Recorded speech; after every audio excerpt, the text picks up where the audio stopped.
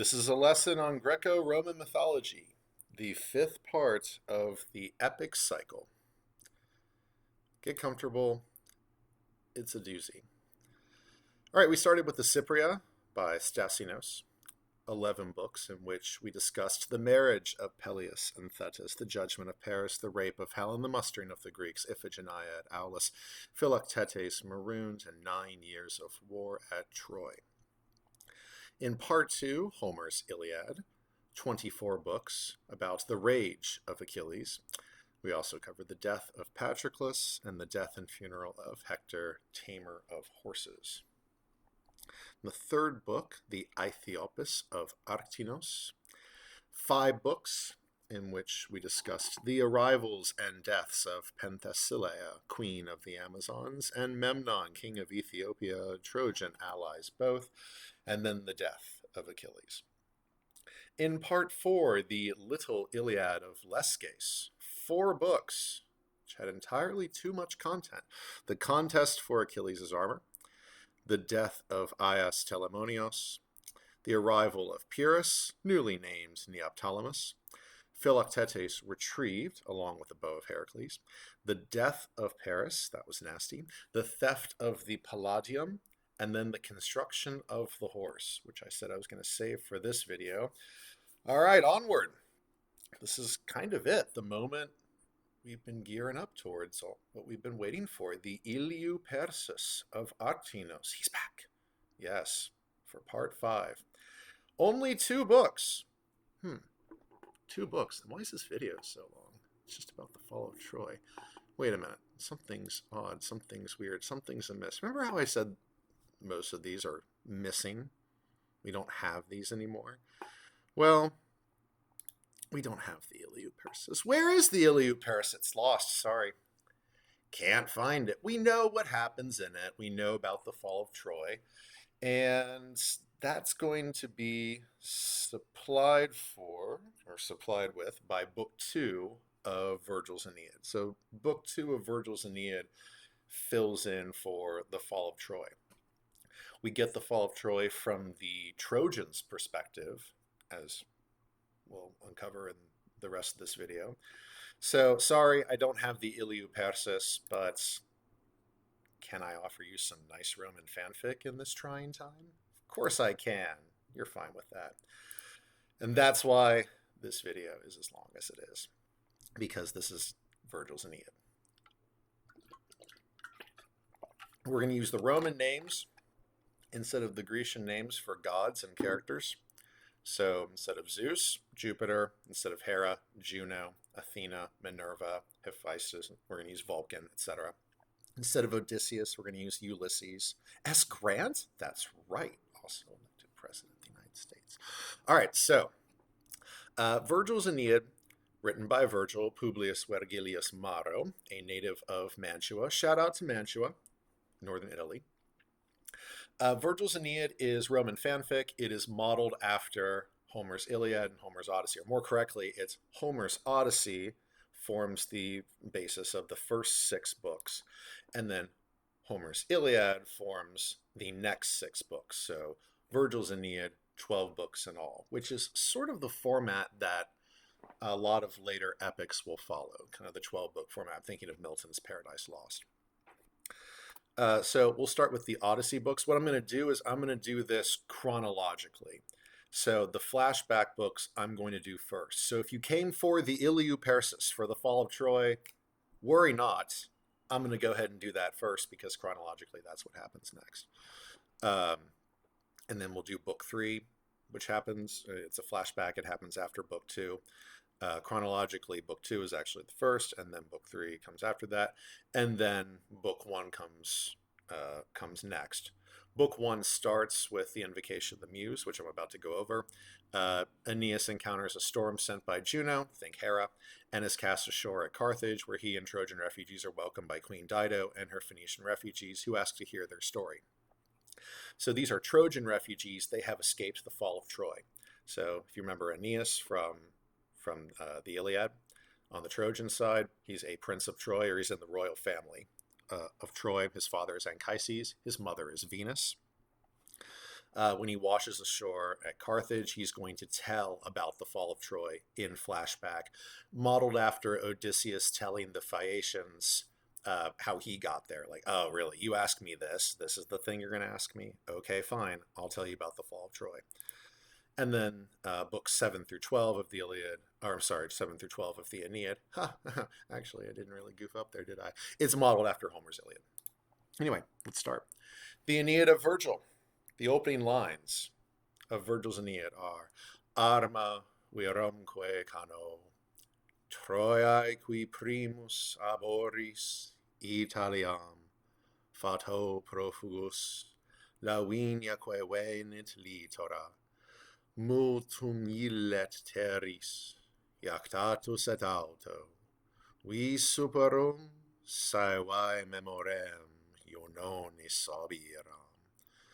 Multa quoquet bello passus, dum conderet urbem, inferretque Deos latio, genus unde Latinum, Albanique patres, atque altae moenia Romae.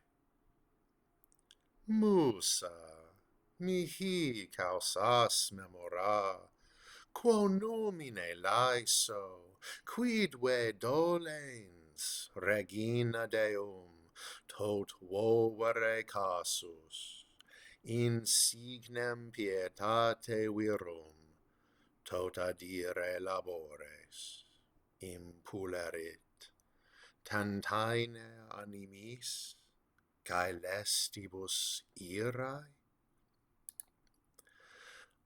Of arms and of a man I sing, who first came from Troy's coast, and thence Italy-ward as fate's fugitive to our Lavinian shores.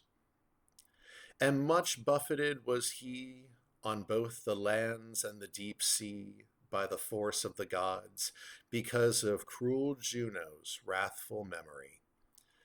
Many things also in war he did suffer, until he could found a city and bear his gods to Latium, whence came the Latin race and the Alban forefathers and the walls of lofty Rome. Muse, recall to me the reasons, because of what wounded divinity, or what did the queen of the gods suffer, that she compelled that man, marked by his piety, to undergo such misfortunes and to meet so many toils? Can the hearts of heaven's dwellers be beholden to such wrath? Asks the poet.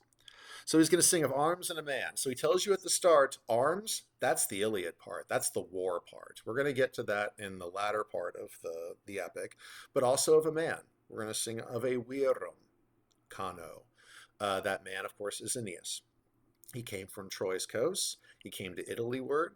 To Italy. He is fate's fugitive. He came to the shores of Lavinia, whatever that means. He was much buffeted on lands and sea by the force of the gods and cruel Juno's wrathful memory, because she's still angry about all that stuff. He suffered many things in war until he could found a city. He could bring his gods to Latium, Latium, whence came the Latin race and the Alban forefathers and the walls of lofty Rome. So eventually we're going to get to Rome. Like if you remember the opening of the Cypria, this is me explaining how a golden apple led to the rise of Rome. This is the Rome part of the story.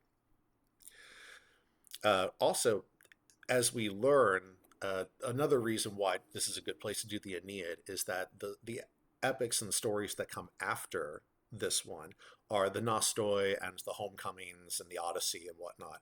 So those are, we're getting home. We're coming back from the fall of Troy. We're coming back from war. And what happened at home while we were away for so long? Not really anything good, huh, guys? What's similar about Vergil's Aeneid is that, yes, the Trojans are fleeing Troy. They're Trojan refugees. They're fleeing the fall of their city and their civilization. But as we find out, as it is revealed to us, the Trojan forefathers originally came from this part of Italy. So the Trojan refugees, it's actually a homecoming. It's a nostos in and of itself. The Trojans are returning, this branch of the Trojans are returning home to their Italian ancestry, and they're going to take up and eventually get the empire that they get. Muse. We're invoking the Muse. Recall to me the reasons because of what wounded divinity. What did the Queen of the Gods suffer that she forced that man who is marked by his piety to undergo such misfortunes and to meet so many toils? Why is she so angry? What is her problem? And is she still angry? Does she ever take that chill pill? She eventually takes that chill pill. We'll get to that. Can the hearts of heaven's dwellers be beholden to such wrath? Aren't the gods supposed to be better than us? Why are they so bad? Like, shouldn't they be like lofty and everything?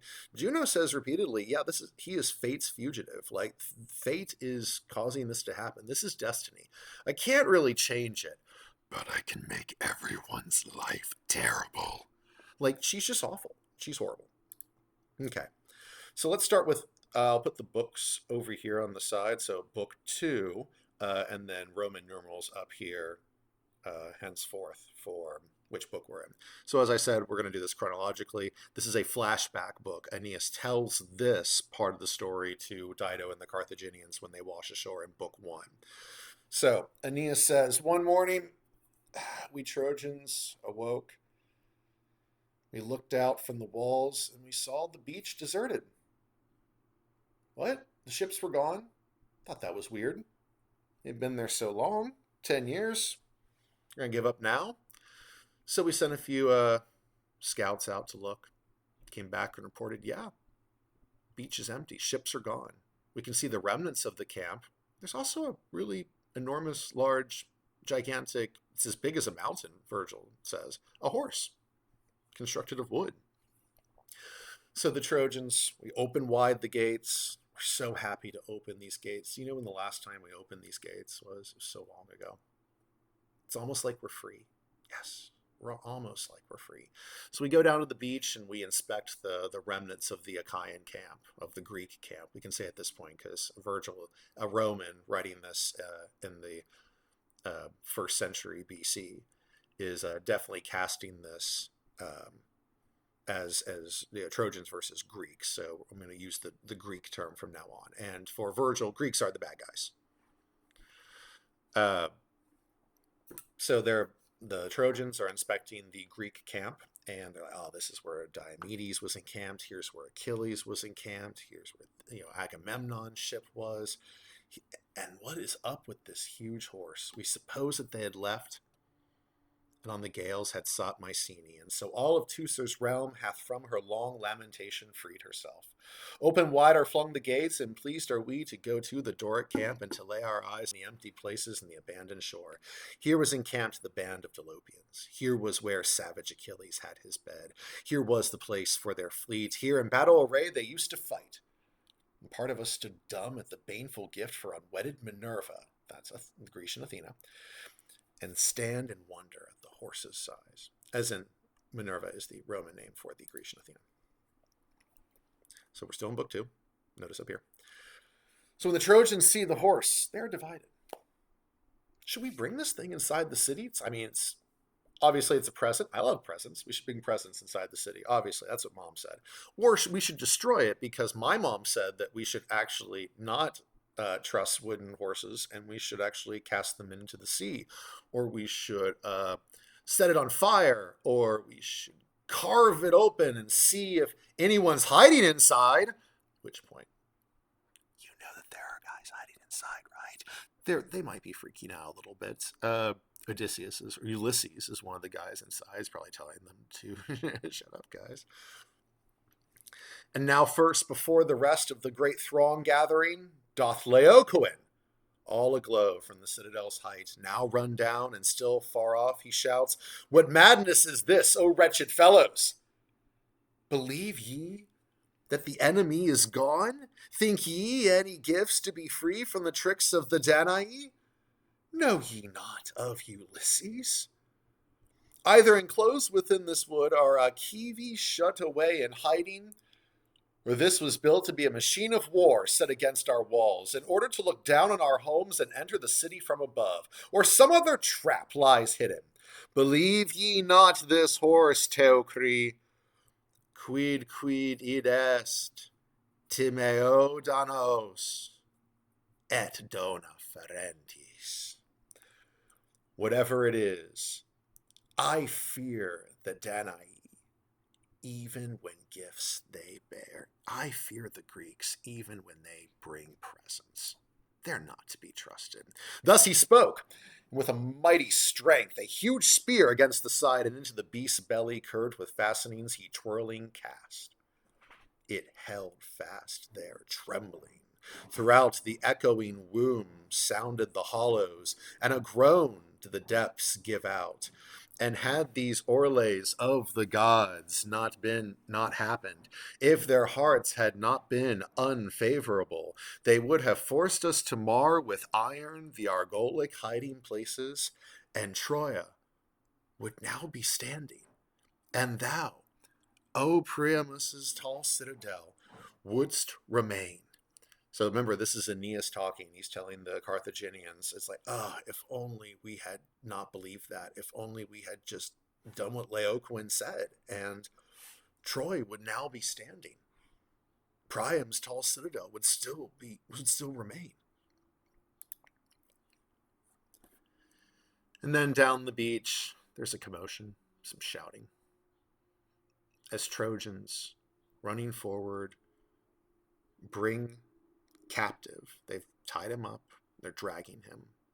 A wretched Greek. They know he's a Greek. They bring him bound before King Priamus.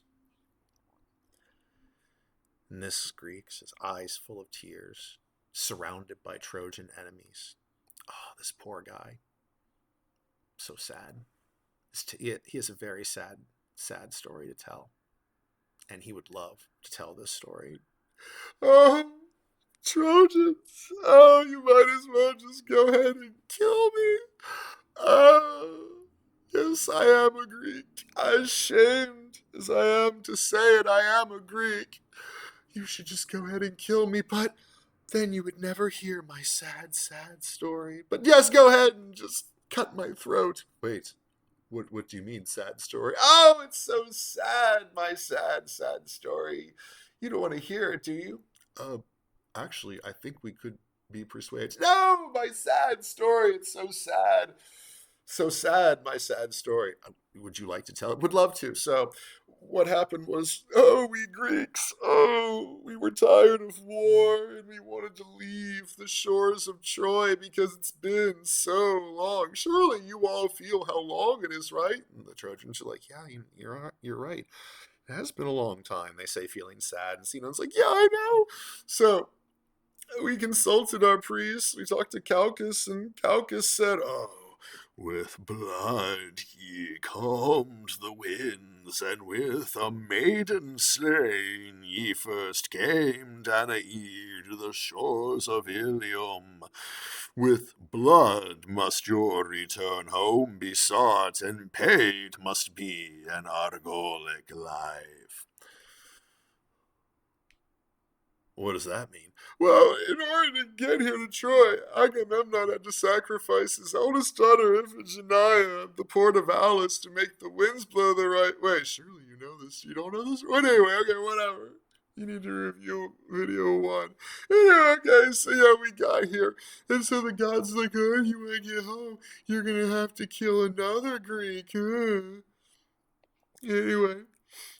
It was Ulysses. He hated me. He just hated me so much because he's like Ulysses and he's bad and stuff, and he hated me and he chose me. He rigged the votes and he rigged the lottery so I would be the sacrifice because he hated me so much. He doesn't like me. Isn't my story sad? And the Trojans are like wiping away tears. They're like, actually, this is a really sad story. This is very tragic that this all happened to you. I know, right? Let me continue. So I broke away after when they tried to kill me as a sacrifice, and I hid in a nearby swamp, and the Greeks decided to take their chances. Like, on the storms, but they left a horse for Minerva in order to grant them safe passage.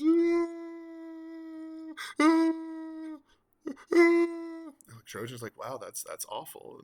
And, it's really sad this happened to you. But like, so what is the deal with this horse? Like, it's a gift from Minerva so that they would get a safe journey back. Yes, they said Calchas said that the horse is built to appease the gods. If anyone harms the horse, they will be destroyed. But if anyone honors the horse, so if the Trojans should honor the horse, then their grandchildren will one day rule over all of Achaia. Which happens.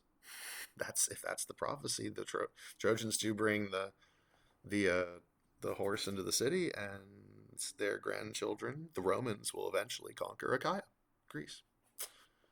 So, having said this, Trojans are like, well, this is a rather convincing tale. I'm totally convinced. Aren't you convinced? I'm convinced. I'm absolutely persuaded. So if anyone harms the horse, they're going to be destroyed. They bring down the wrath of the gods. If you honor the horse, like if you say, I don't know, bring it inside your city walls and like put it like right next to your citadel or something, and just leave it alone and not pay it too much mind, you will be blessed and the gods will love you. Easy. So to add weight to Sinon's words, Neptune, who's on the side of the Greeks, decides that he's going to intervene. He sends 2 sea serpents to murder Laocoon and his 2 sons. Yet lo, from Tenedos, do through the calm deep, I shudder recalling it. Twin serpents with huge coils crest the sea, and neck make their way to the shore. Their fronts are through the waves held upright, and their blood-red colored crests break the surf, while their writhing coils in the sea behind gather and twist along their immeasurable backs with turning folds, causing the roars of salt sea churned to foam.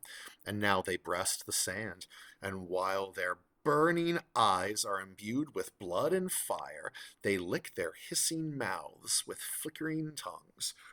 We fled from the sight, the blood gone from our faces. With course fixed, Laocoon they seek. And first the small bodies of his 2 sons doth each snake wrap in deadly embrace, and fix their jaws, and feed upon their wretched limbs. After the man himself ran to their aid, bearing his weapons, him they take hold, and wrap with their huge coils, and soon, twice about the middle they have him, twice with their scaly backs around his neck, and then they crown him with heads and upraised throats. All the while, the man outstretches his hands to untangle their coils. He stains his fillets with venom-tainted gore and black poison, and all the while heart-shaking shouts he raises to the heavens above, just as the roar of a bull when he flees wounded from the altar, having from his neck shaken off an ill-aimed axe.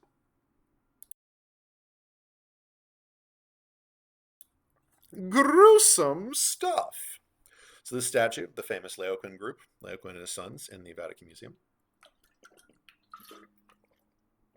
And yep, it's broken in places. That's why it's doesn't look complete. But you can see the snake's nomen on Laocoon. 2 sons. You can tell they're his sons because they're smaller than him. Duh, that's how things work. All right. And so terrified by the sight.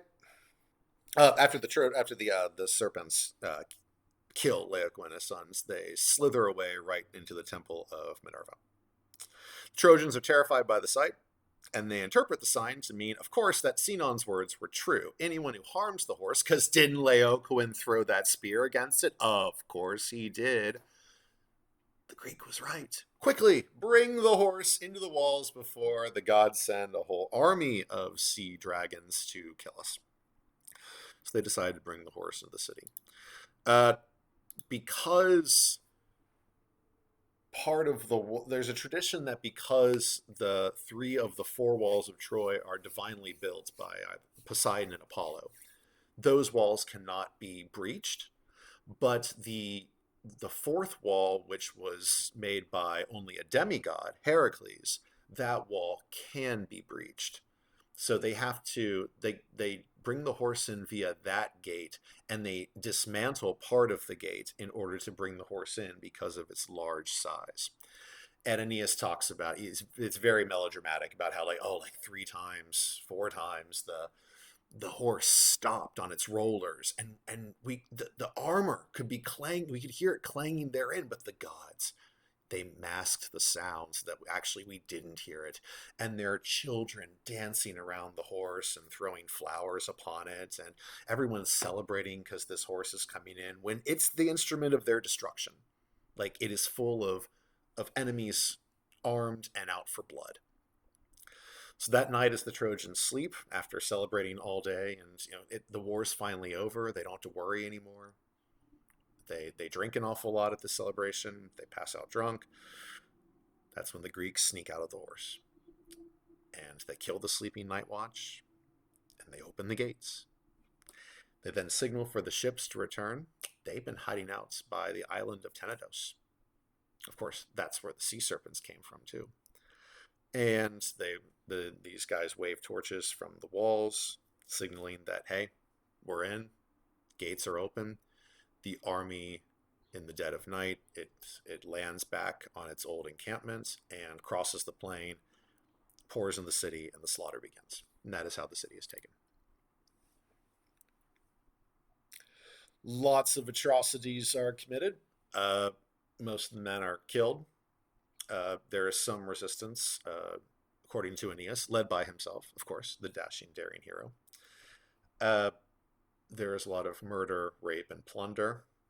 It is because of these vile acts that the gods will punish the Greeks when they depart.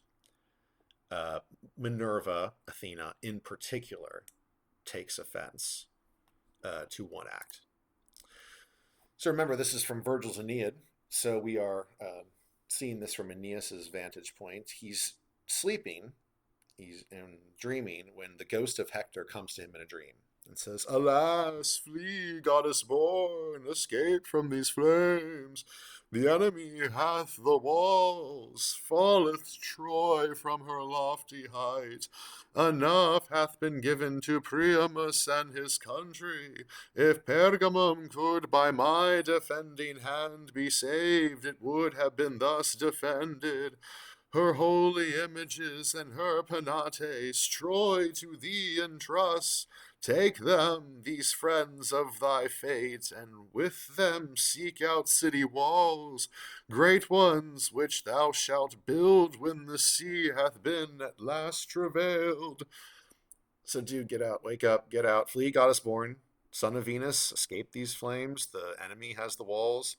You've got to take the holy images and the little statues of the Trojan gods, the penates, from Troy. You've got to save those, get out, seek out new city walls.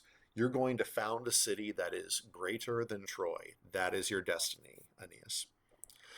We also learn this in book 1 of the Aeneid. Jupiter tells the reader, he's telling Venus, but he also tells us, the reader, he outlines the entire plot at pretty much the outset of book 1 after the storm. So we kind of know this already. So Aeneas wakes up, he hears the carnage, the slaughter, he climbs up to the roof, and he pricks up his ears, and he listens, he puts on his armor, he goes out, he tries to lead a small resistance force, they kill some Greeks, steal their armor, but then there's some confusion, and Aeneas is the only one that survives, and he's going through the burning streets of Troy. He sees horrors and atrocities. He sees Cassandra being dragged out of the temple of Minerva by, in the Latin, in the Vergil, he's going to be Ajax, but you know him from the earlier videos as Aias, the Lesser, little Aias, Aias the son of Oileus. This is a really bad guy because he drags Princess Cassandra out of the temple. She's wrapped around the statue of Minerva, Athena. He drags her out, taking her off from the statue, and then he rapes her. It is this crime in particular that very much angers Minerva, justifiably, and it is for this that Juno asks at the outset of book one. What Minerva had, there was just one outrage in particular that she took personal umbrage against, and she destroyed the entire Greek fleet. The entire Greek army was cast into a storm in which many of them died. And that was because of Ajax, the son of Oileus. So let that be a lesson to you. Aeneas sees the death of Priam. So perhaps now thou mayest ask what of the doom of Priamus.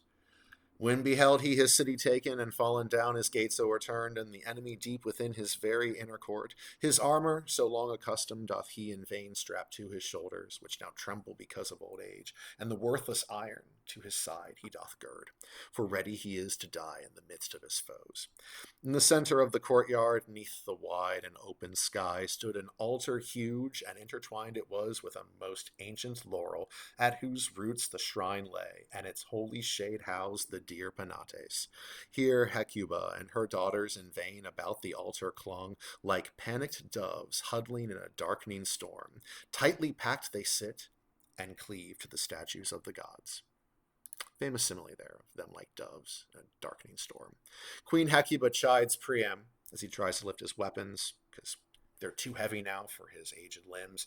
She tells him that their only salvation lies with the gods. Aeneas himself tells his men, as they're going out to fight, the only hope the conquered have is to hope for none. And as she finishes telling this to her husband, Priamus the king, one of their children, Polites, runs through the palace into the courtyard towards them, and he is killed by Neoptolemus. The 10-year-old? Yeah, sure, if you want to imagine him as a 10-year-old still, sure, if you want. The art will be him as an adult man. Maybe it's that demigod, semi-demigod blood, who was hot in pursuit at the young Trojan's heels, and he kills Polites. Outraged by the killing of his child before his eyes, Priam angrily confronts Neoptolemus.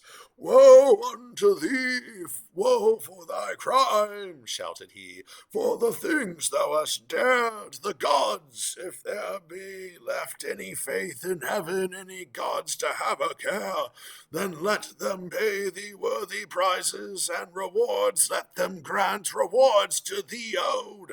Thou who hast made me see mine own son's death, thou who hast befouled a father's sight with a son's murder.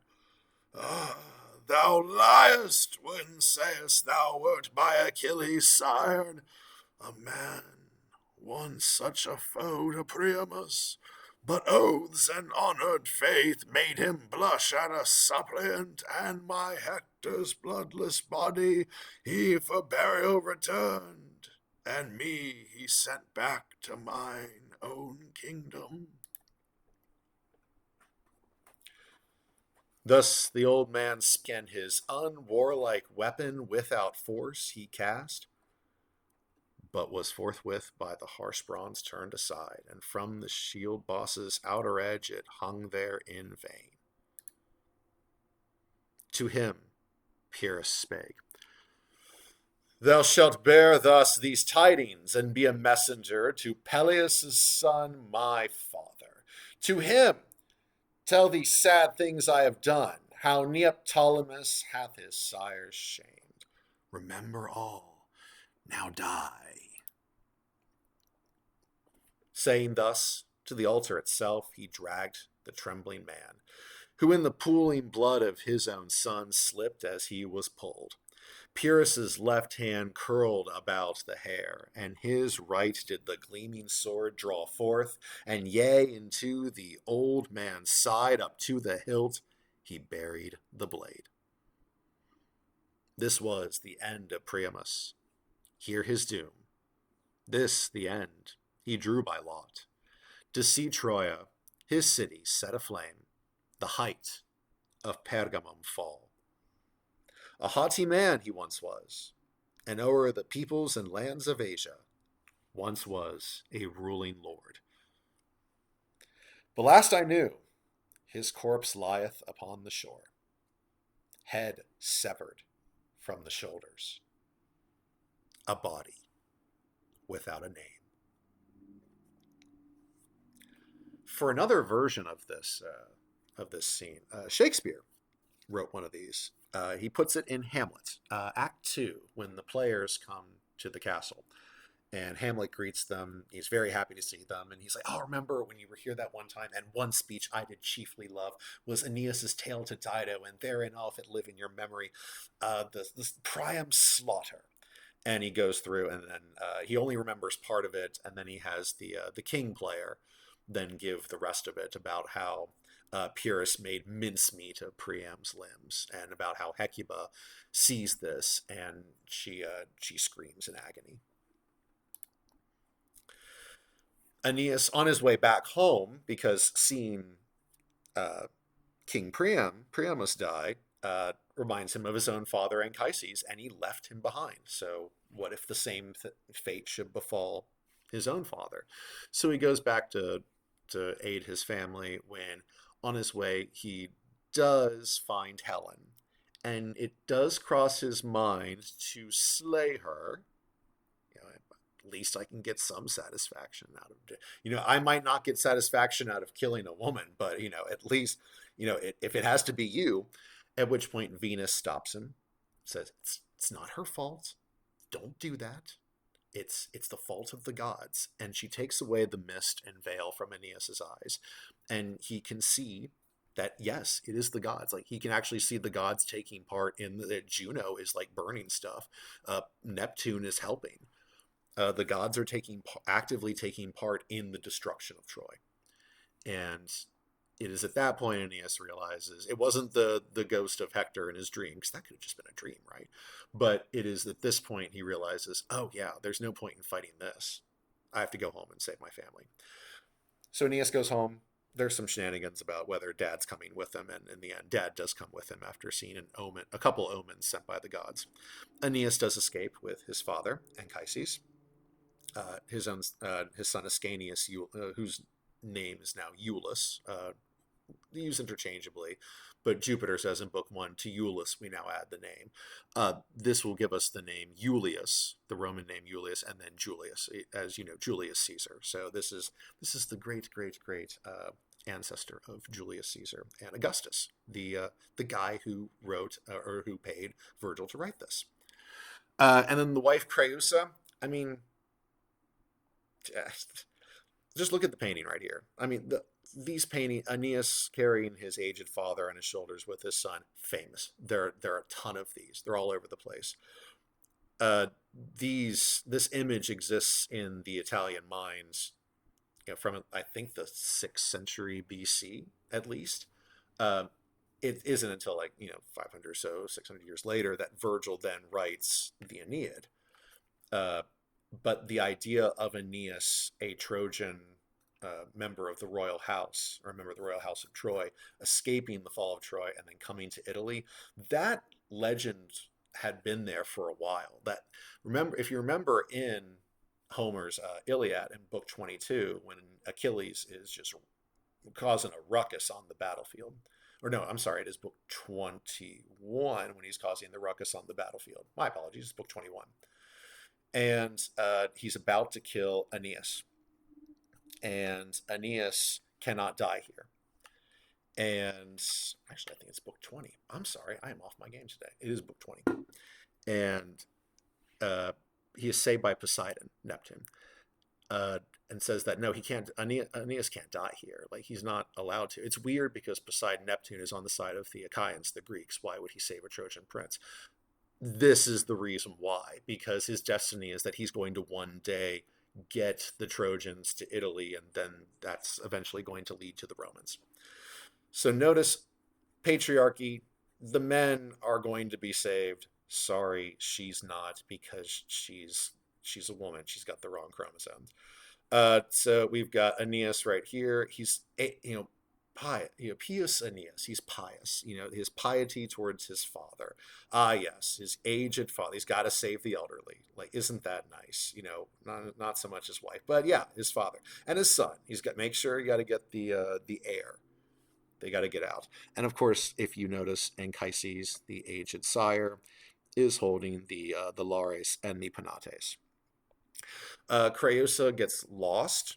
They get out of the burning city and find other refugees and hide in the woods when Aeneas realizes, wait, don't I have a wife? I do. And he runs back to get her. Her ghost appears to him. She's already dead. She's like, you know what? It's not that bad, honestly. Like, I didn't like having a body or being alive anyway, so whatever. Besides, there's a greater destiny ahead. You have to sail across the seas, and you've got to marry some princess somewhere. That's your destiny. I'm not going to fight it. Um, Plot, etc. Goodbye, Aeneas. Goodbye, goodbye, goodbye. And he's so distraught and upset and all kinds of etc. And then he remembers, oh yeah, that's the burning conflagration is around me. And then he races out of the city and gathers up the surviving Trojan refugees. They make ships from the woods in the groves of Cybele. That will become important later. And then he is to go across the sea to find his homeland, or his new home, or actually the old home. They're going back to where they originally came from, destined to found a new city, a dum conderet urbem, city greater than Troy. That is the IliouPersis. That is the fall of Troy. The nostoi, which is Greek for homecomings, where you get nostalgia, which is a drive for going home. And you really want to go home, man? Yeah, I do. Nostalgia. Describes the Greeks and how they get home. The rest of this Virgil's Aeneid is the journeys and voyages of Aeneas as he goes across the Mediterranean to finally get to Latium, Lazio, Latium, however you want to pronounce that. All right, so we're starting here at Troy and sail on to Thrace. That is the end of Book 2. We are now in Book 3 of Virgil's Aeneid. Remember, this is another flashback book. He's still telling this story to Dido and the Carthaginians. So they land at Thrace. Maybe we can found our new city here. Didn't seem like we traveled very far. It's all right. Be okay. No, seriously, there's like 12 books to fill. No, it's all right. It's all right. We'll just start building stuff here. I'm going to go find some leafy greens and shoots covered in foliage to dress some new sanctified altars from a nearby mound to sanctify this place. Oh, great. Awesome. As he nears a mound with some leafy shoots coming out of it, he withdraws the sticks from the ground and there's this screaming and the sticks are bleeding. And that's really weird because if you don't know, when you pull sticks out of the ground, they shouldn't scream and bleed. It's just not a thing that really happens. So he does it a couple more times. He pulls more sticks out. There's more screaming and more bleeding. And he's like, that's just really weird. I've never seen this before. Maybe this is normal for this place. Finally, a voice says, would you stop that? My name is Polydorus. Ooh. But after the third spear-like shoot I approach, and with greater strain do I struggle on my knees against the grasping dirt. Should I tell or should I keep my tongue? A pitiable groan from the depths of the mound is heard, and a voice speaking back is borne to mine ears. Why dost thou wound me, Aeneas, wretch that I am? Spare now my tomb, spare thy pious hands from sacrilege, for Troy once gave me birth, no foreigner I, nor does this gore drip from any branch of tree. Alas, flee these savage lands, take flight from this shore of greed, for I am Polydorus, and here I lie pierced, an iron hedge covers me, a forest of spears, all grown to the number of these keen javelins. Oh, that's creepy. Okay, we should probably leave. This place is cursed. So the Aeneids, the followers of Aeneas, offer sacrifices for the dead and quickly get out of there. Quick, run, as fast as we can, sail from Thrace to, let's go to Delos. That can't be any worse, right? All right, the island of Delos. It is where Apollo was born. It used to be a floating island. There they meet the prophet Aeneas, a son of Apollo. Hey, how about that? While praying to Apollo, the god's voice comes from the tripod and gives Aeneas a prophecy. Scarcely had I finished speaking when everything seemed to a sudden tremble. Both the doorways and the laurel crown of the god, the whole hill about us seemed to move, and the god's tripod groaned from the cauldron's deepest recesses. Falling down, we keep to the ground, and a voice is borne upon the winds. Hardy sons of Dardanus, the very land which first bore ye, your firstborn parentage, the self-same land shall to her happy breast hold ye yet again. Your ancient mother of old, seek her out. Here shall the house of Aeneas rule all of the shores of the sea, down through his children's children and those born hereafter. Ooh, suitably creepy. Anchises remembers, hey, one of our Trojan forefathers, Teucer, that's why we're called Teucri or Teucrians, was born on Crete, so we should then sail to Crete. Da da da da da da da la la la la. Don't copyright me. All right, so on Crete. No sooner did they land on Crete than plague comes upon them. And so barely dry are our ship sterns, which we drew upon the shore, our youths occupied with weddings and new-tilled fields, while I set down laws and homes, when a sudden a corruption from some tainted stretch of air came, woe begotten, upon our limbs and our trees and crops as well, a pestilence and season of death. Men gave up their sweet breath, or dragged about their bodies racked with plague. Then the barren dog star scorched our crops, our tillage burned, and our sickened greens refused to yield any food. This is probably not the place. So disheartened, the Aeneids don't know what to do until one night. The Penates, the household gods, the little gods, the statues that they took from Troy, they speak. If thou wert to leave here for Ortygia, Apollo himself would tell thee this, for this is his song, lo, sendeth he us as messengers to thy door. It was us who followed thee in thine arms from Dardania's smouldering ashes. It was us who followed thee as thou fearfully faced the deep sea with thy fleet, and with the same eyes on thy grandchildren. We shall raise them to the stars, and an empire and a city we shall grant them. Ready thou, great city walls, for the mighty, and cease not from the long toil of thy flight. Thine home must be changed. These are not the shores thou wert urged to sail towards by the Delian, nor did Apollo bid thee settle on Crete. Thanks, Anchises. There is a place, Hesperia, a nickname the Graii have given it, an ancient land, powerful in war and rich in fertile lands. The Oinoitri had a colony there, but the tale goes round that his descendants, these Atali, now call their race after their leader's name. These are the lands which are given o'er to thee. Hence was where Dardanus came, and Father Iasius, the founding forebearer of our race.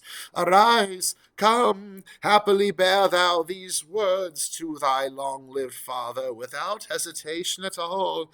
Let him look for Corythus and the Ausonian lands. Jove, the father, says harvests around Mount Dicte are not for thee.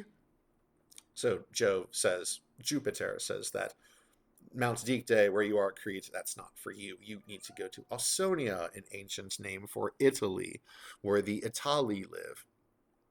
Dardanus' home was Italy, so that's where they set sail. And here's a scene from a manuscript of Vergil's Aeneid. There's Aeneas sleeping, and these are the Penates. And you can see, oh, did you label it? So Penates, and then Aeneas from the 4th century WAD. All right, so we leave Crete. Anchises was really happy. We go to the Strophides, where nest the Harpies, led by Celaeno. Scarcely was any monster more grim than these, nor was any more savage pest, born out of the wrath of the gods from the hissing Stygian swell. Birds they were, but with maidens' faces, bellies fouled by reeking filth, hooked hands, and pale, ever famished mouths. Here's a woodcut from Dante's Inferno from the Forest of the Suicides, where the Harpies nest upon the trees of, well, these were once people, and then they committed suicide. So the Harpies attack the Aeneids, and after defeating them, Celaeno speaks, saying that the land they are meant to seek is Italy. What are they doing here in the Strophides? It's like, oh, girl, storm blew us off course. Alone, on an exceedingly high outcropping, Celaeno took roost, prophetess of doom, and let rip this cry from her breast.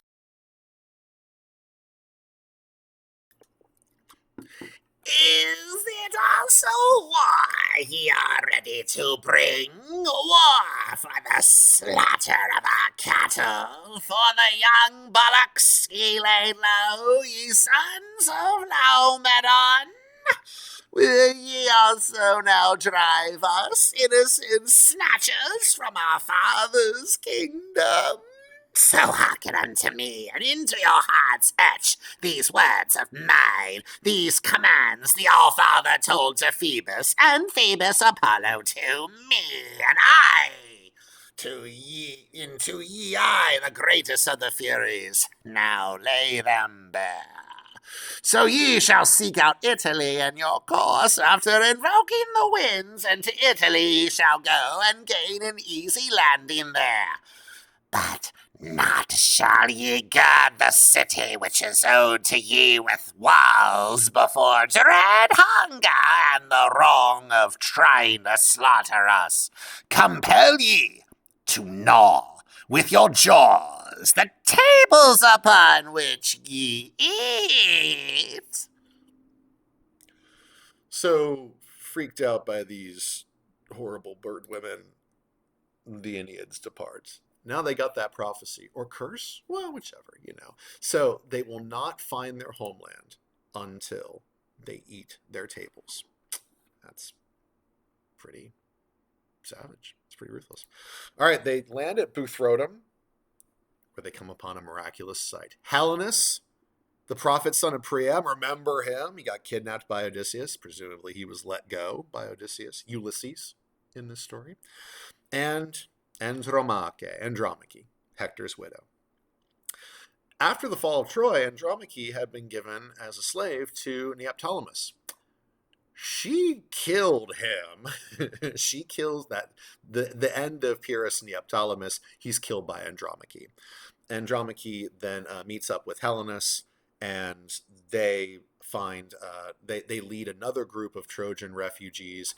I think most of these are Trojan slaves that have killed their Greek masters after they got back to Greece. And they have built their own version of Troy.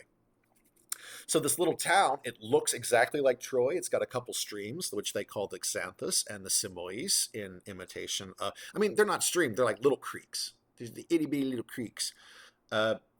This is not the great mighty walls of Troy. Like, it's kind of pathetic. And it's one of my professors called it like the Disney Channel or Nickelodeon version of Troy. Like, it's very kind of, this is not a real castle. This is something that, construction workers put together, in Central Florida. They're happy with it.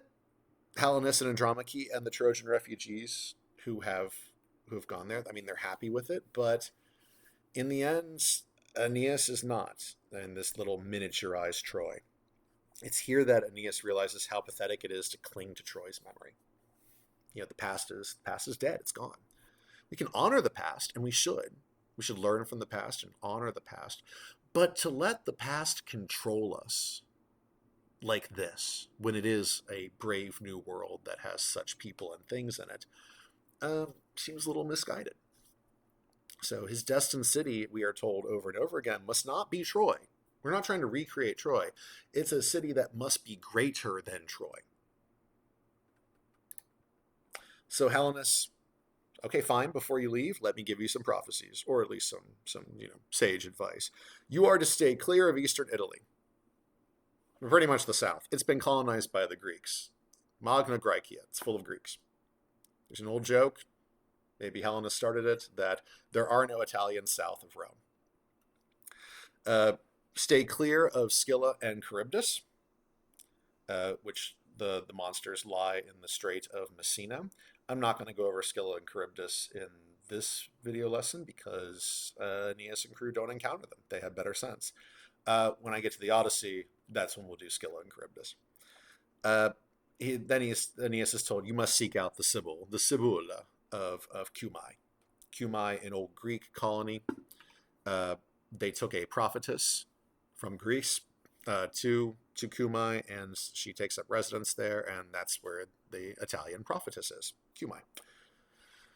Steering clear of eastern Italy and those two nasty sea monsters, the Aeneids put in towards the Isle of the Cyclops, which is, of course, Sicily, as everybody knows. So we head to Sicily. Staying clear of Scylla and Charybdis, which are right here. And yeah, Greeks, all here. So stay clear of that. They land on Sicily, near Mount Etna. They're met by an Ithacan named Achaemenides. This guy's running towards them, and they're like, hey, there's a guy running towards us. And this guy's like, no, what he's saying. So he's like shouting, so he's waving his arms, and no, get out, you have to leave. And it's like, oh, wow, who are you, friend? He's like, get me off this island. This is where I got left behind. Oh, you were marooned. Yes, we have to get off. Monsters. Yes, monsters. Oh my gosh, don't make me tell the story. Well, like, I think you should. Okay, fine, I guess. I think this is probably Vergil's favorite story because he pretty much retells the story from the Odyssey, Book 9, where Odysseus blinds the Cyclops, Polyphemus, and thus escapes. So yeah, I think Vergil really likes the story. He retells it pretty much all in its entirety. Not exactly like Homer did, but we get a kind of play-by-play again, because we're not going to encounter, like, the only encountering of the Cyclops we're doing in Vergil's Aeneid is we get to see him. So as Achaemenides is finishing his tale and they're on the beach and he's like, okay, can we please leave now? That's when Polyphemus himself appears around the side of the mountain. He's using a cane to help feel his way because now he's blind. His eye has been gouged out in that really gory, nasty descriptive passage that Homer gives us. He's herding his sheep, but he's also feeling his way.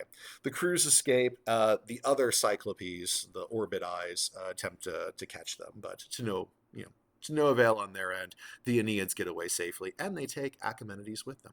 Ain't that nice? And that's pretty much the end of Book 3. Chronologically, this is where Book 1 happens. The Aeneid opens with, in Book 1, with the invocation of the Muse, as we read.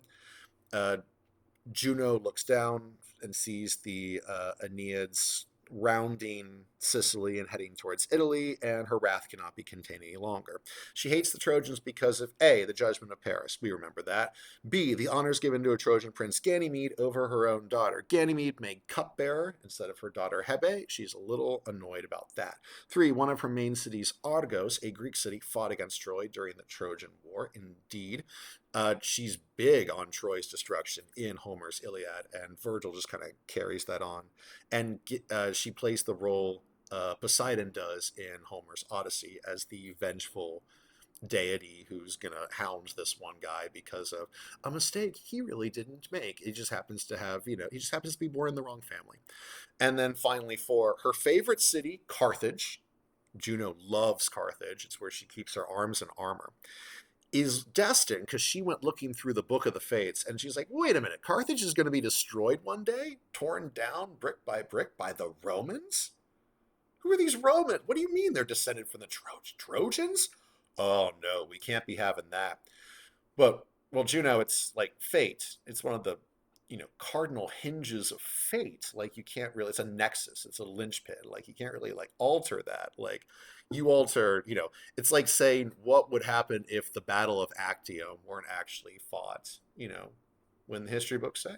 It's not like we use the Battle of Actium to line up other dates, and that if the Battle of Actium weren't actually fought in August of 31 BC, well, then that screws up almost every other. Wait, what? Never mind. Anyway, so Juno, upset. There are Trojans. They're still alive. What? She goes to Iolus, king of the winds, the guy who gave the wind bag to Ulysses.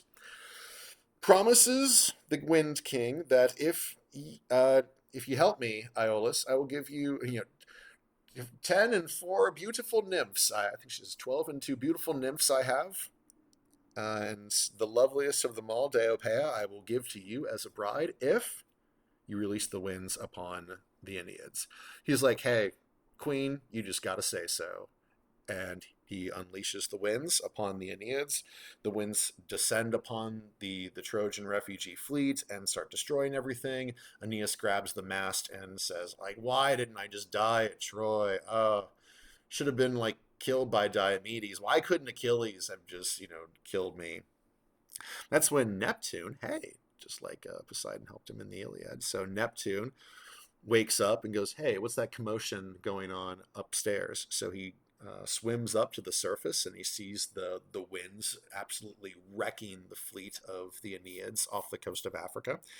And he orders the winds to be gone because he didn't tell them to start a storm on his domain, the sea. Iolus can't just do willy-nilly whatever he wants, whenever he wants. Get out. I will summon you when I need you. Tell Iolus to stay in his lane. So they scurry off. Neptune and co help the Trojans get their ships kind of back in order and then set them on to North Africa. So they round Sicily. Before they get there, the Crashum storm sent by Juno, and then they get blown towards Carthage. Book 1 continues with Aeneas getting to Carthage, meeting Queen Dido. She's obviously taken with him, and then Cupid, Venus, wants to have a pact between Carthage and the Aeneids because she realizes that this is a dangerous place for Aeneas to be. So she has her son Cupid disguise himself as Ascanius Iulus, get close enough to Dido to prick her with a love arrow, so she falls hopelessly, madlessly, infatuatedly, obsessively love with Aeneas. So she's not going to kill him, right? That obsessive love won't somehow turn into, like, hate or murder or anything like that. No, of course not, because there is no analog to Book 4. That's the Dido in love with Aeneas book. There's no analog to that in Homer. It's very much built upon, like, Roman love poetry and and tragedy, which did not exist at the time of Homer. So this is something Vergil's kind of doing new. Like, this is a new element he's adding to his Roman fanfic that you just won't find in the Homeric poems. So that night, that's when Dido asks Aeneas to tell his story. That's when we get books 2 and 3, and now we're on book 4. The story is over. This is how we got here. Storm sent us here, and you now have the whole story. 7 years it's been since the fall of Troy. But the queen had been by a heavy grief long since wounded. A hurt she feeds with each heartbeat, and as consumed she is by a fire she cannot see. Again and again the man's valor returns to her thoughts, as well as his fine lineage. Each expression he wore cleaves to the heart within her breast as he told his tale, and not did this grief give her any rest. Insanely, madly, passionately, obsessively in love with Aeneas. If you want to call it love, I mean, it is infatuation. It's obsession. There he is. Notice the anachronistic armor. There she is reclining, her sister Anna. And hey, that's Ascanius Iulus. First off, someone put some clothes on that kid. Second off, he's looking right at us. It's not a very good quality painting, but he is looking right at us and kind of has this sort of like, who, me? Look, and that's because it's not actually Ascanius Iulus. It's Cupid! So anyway, discovering that Dido has been driven to mad obsession by Venus's doing, Juno's like, oh yeah, well done. Like, you aren't known for making women fall in love with people.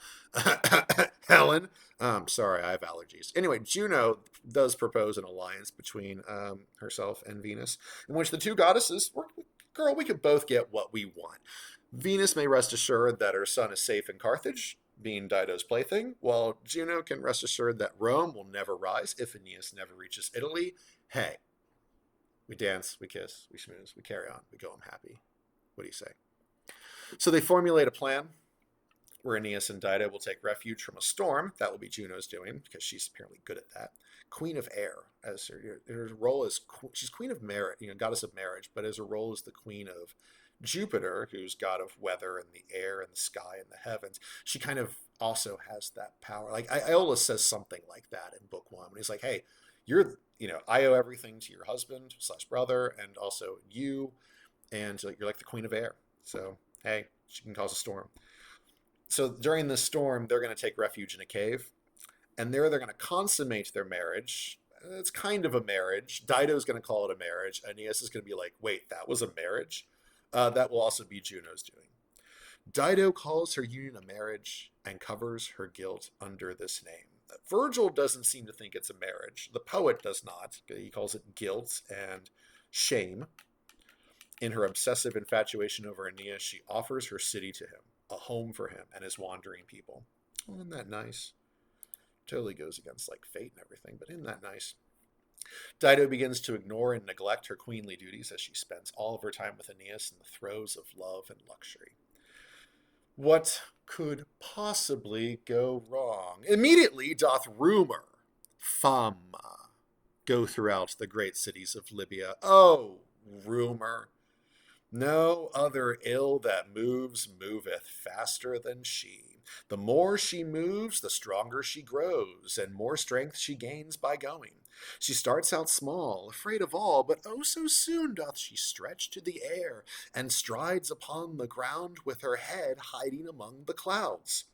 Mother Earth, her parent, was angry with wrath at the gods above, and so, they say, she bore her last child, and thus to Coeus and Enceladus, their sister, a monster swift of foot and nimble of wing, a terrifying sight grown vast, with as many plumes on her body as ever watchful eyes lie beneath.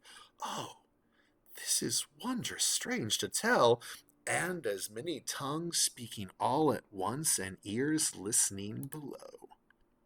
By night she flies, keeping to the shadows betwixt the sky and earth, screeching all the while, for ne'er shuts she her eyes in sweet sleep.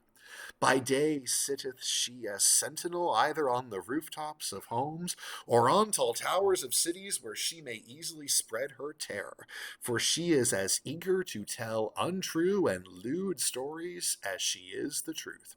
She was busy filling the ears of all the nations with much layered talk, for she delights all the while in weaving a song of equal parts fact and fiction. She sang that come had Aeneas, a prince born from Trojan blood, whom lovely Dido had deemed worthy enough to be her husband.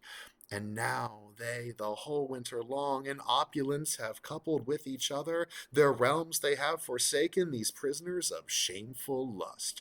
The foul goddess pours all this talk into the mouths of men.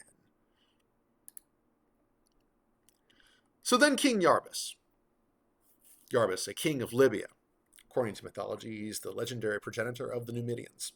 He is the son of Jupiter Hammon, Hammon being an additional name of Jupiter in that area. Sometimes he's just known as Hammon or Ammon, like Ammon-Ra, identified, of course, with Jupiter. So Jupiter and a Gadamantian nymph. So his dad was Jupiter, whose dad isn't Jupiter, Jove, Zeus, and a Gadamantian nymph. So King Iarbas, he wishes to marry Dido, but he's become frustrated because of Aeneas' arrival. And now rumor brings to his ears the story of Dido's marriage, is that really a marriage, to Aeneas. So he complains to Jupiter. He has 100 altars, he claims, that he has built to Jupiter. I build you 100 altars, Dad. And they're good altars, too. Constant sacrifices and offerings and blessings for you. And this is the thanks I get? The woman I want to court has hooked up with some dude from, I don't know, check my notes. The Troad from Phrygia, from Anatolia, from Troy. Aren't they losers? Didn't they have their city destroyed, I heard? Like, what? This is insane. Father. I mean, honestly, don't you know who my dad is? Dad, do something. Being so complained to in prayer by one of his many offspring, Jupiter commands Mercury, "Make thy way, my son." Another one. "Call on the westerly Zephyrus, and bend thy pinions to the leader of the Dardanians, who hath tarried in Tyrian Carthage, and now no longer looks at the cities decreed to him by the fates. Address him, and bear thou these my words along the gusty breezes of the air. This is not the promise that his most beautiful mother made to us concerning him, and not for this did she twice save him from the Graian arms. But it was so that he would rule over Italy, a land teeming with empire, and raging in warfare, and then a people he might beget from the high-born blood of Teucer, and then to the whole globe would he dispense law and order." So, yeah, Aeneas is not supposed to be here. I've actually read the script, the Book of Fates, and the script says he's supposed to be in Italy. So, Mercury, son of Maia, my son, get down there. Mercury goes down to Carthage, where he finds Aeneas helping Dido build it. Like he's, getting cranes together. He's positioning where columns are going to go, where buildings are going to go. This is the stuff he should be doing in Italy. Like this is stuff he should be, building Lavinium, his town in Italy. Mercury sneaks up, whispers in his ear, "Is it now lofty Carthage's foundations thou art to build, O wife and slave man? A lovely city thou art constructing? Oh, alas, thou hast forgot thine own kingdom and thine Orlays. The Lord of gods himself now sends me down to thee from bright Olympus, yea, the king who turneth the heavens and earth with his divine power. He himself biddeth me to bear these commands along the gusty breezes of the air. What art thou building? With what hope dost thou whittle away in leisure in Libyan lands? If no glory of such things as these move thee with passion and desire, and if thou bestir not thyself to endeavor for the sake of thine own honor, then think on young Ascanius, the hope of thine heir Iulus, to whom is owed both the crown of Italy as well as sway over the Roman world." Whatever that means, right? With such speech, Silanius spoke to him, taking leave of the mortal sight midway through his discourse, and then vanished far off from Aeneas's eyes, into thin air.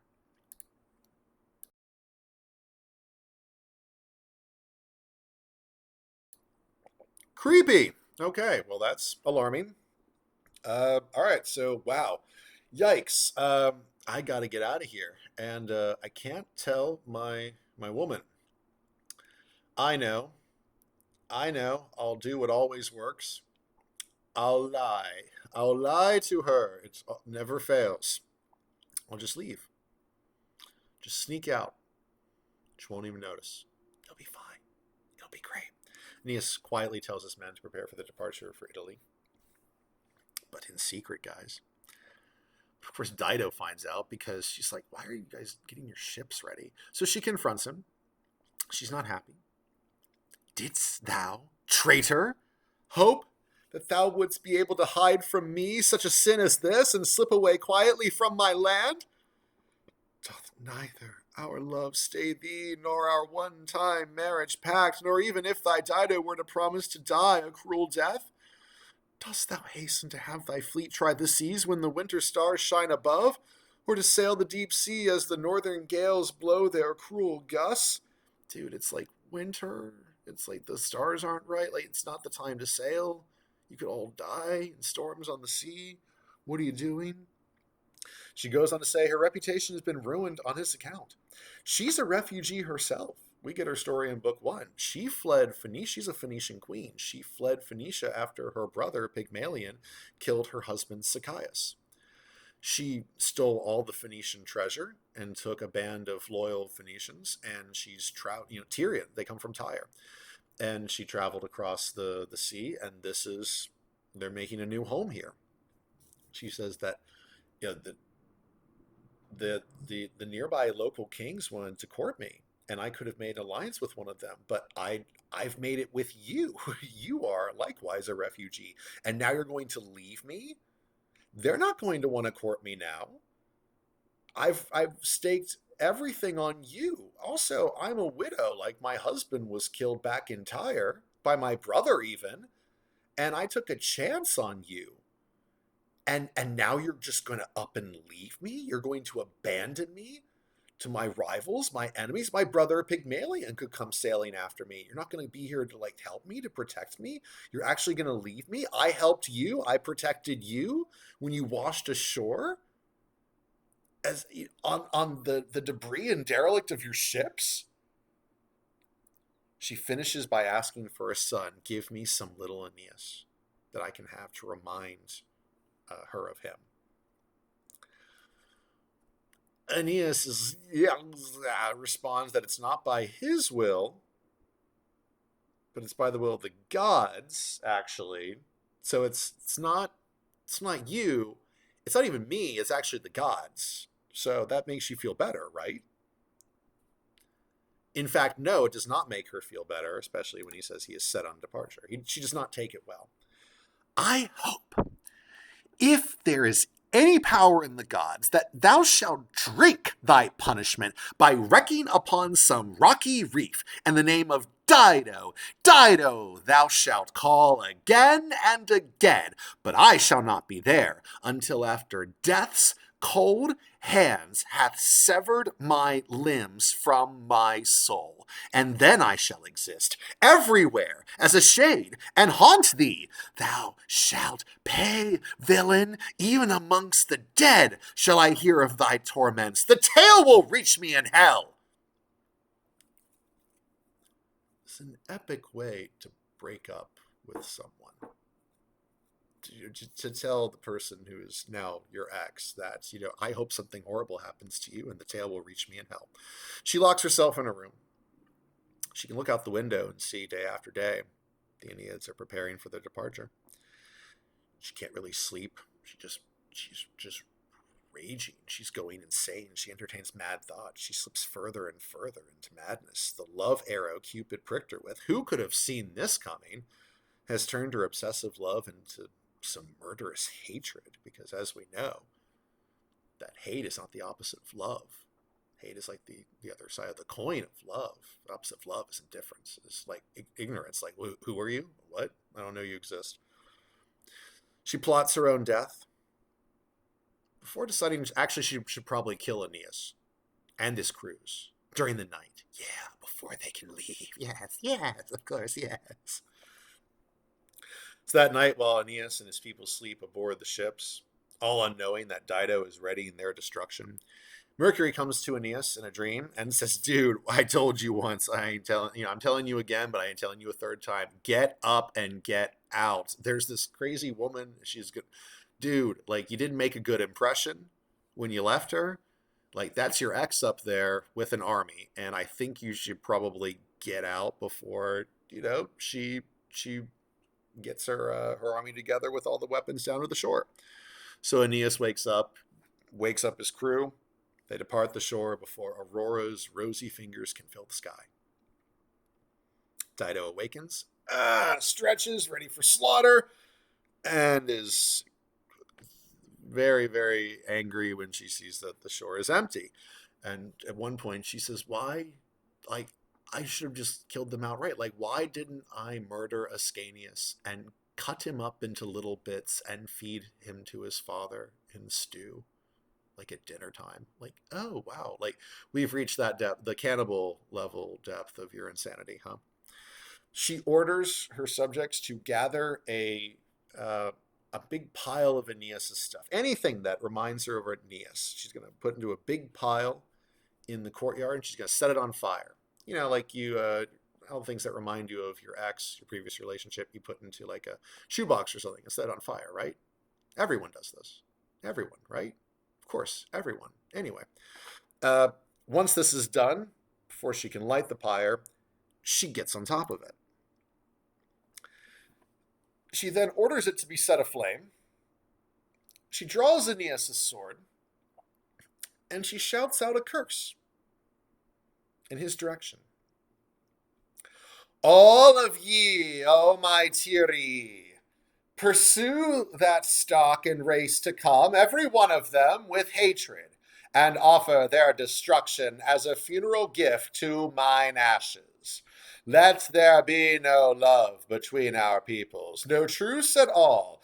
Let there rise from my bones some avenger yet to be born. Exoriare aliquis, nos ris ex ossibus ultor. Every Roman child at this point would have whispered, Hannibal. She's talking about Hannibal. And the Roman adults too, but like even the children would be like, they would know, like, that avenger yet to be born, to rise from her bones, to avenge. That's Hannibal.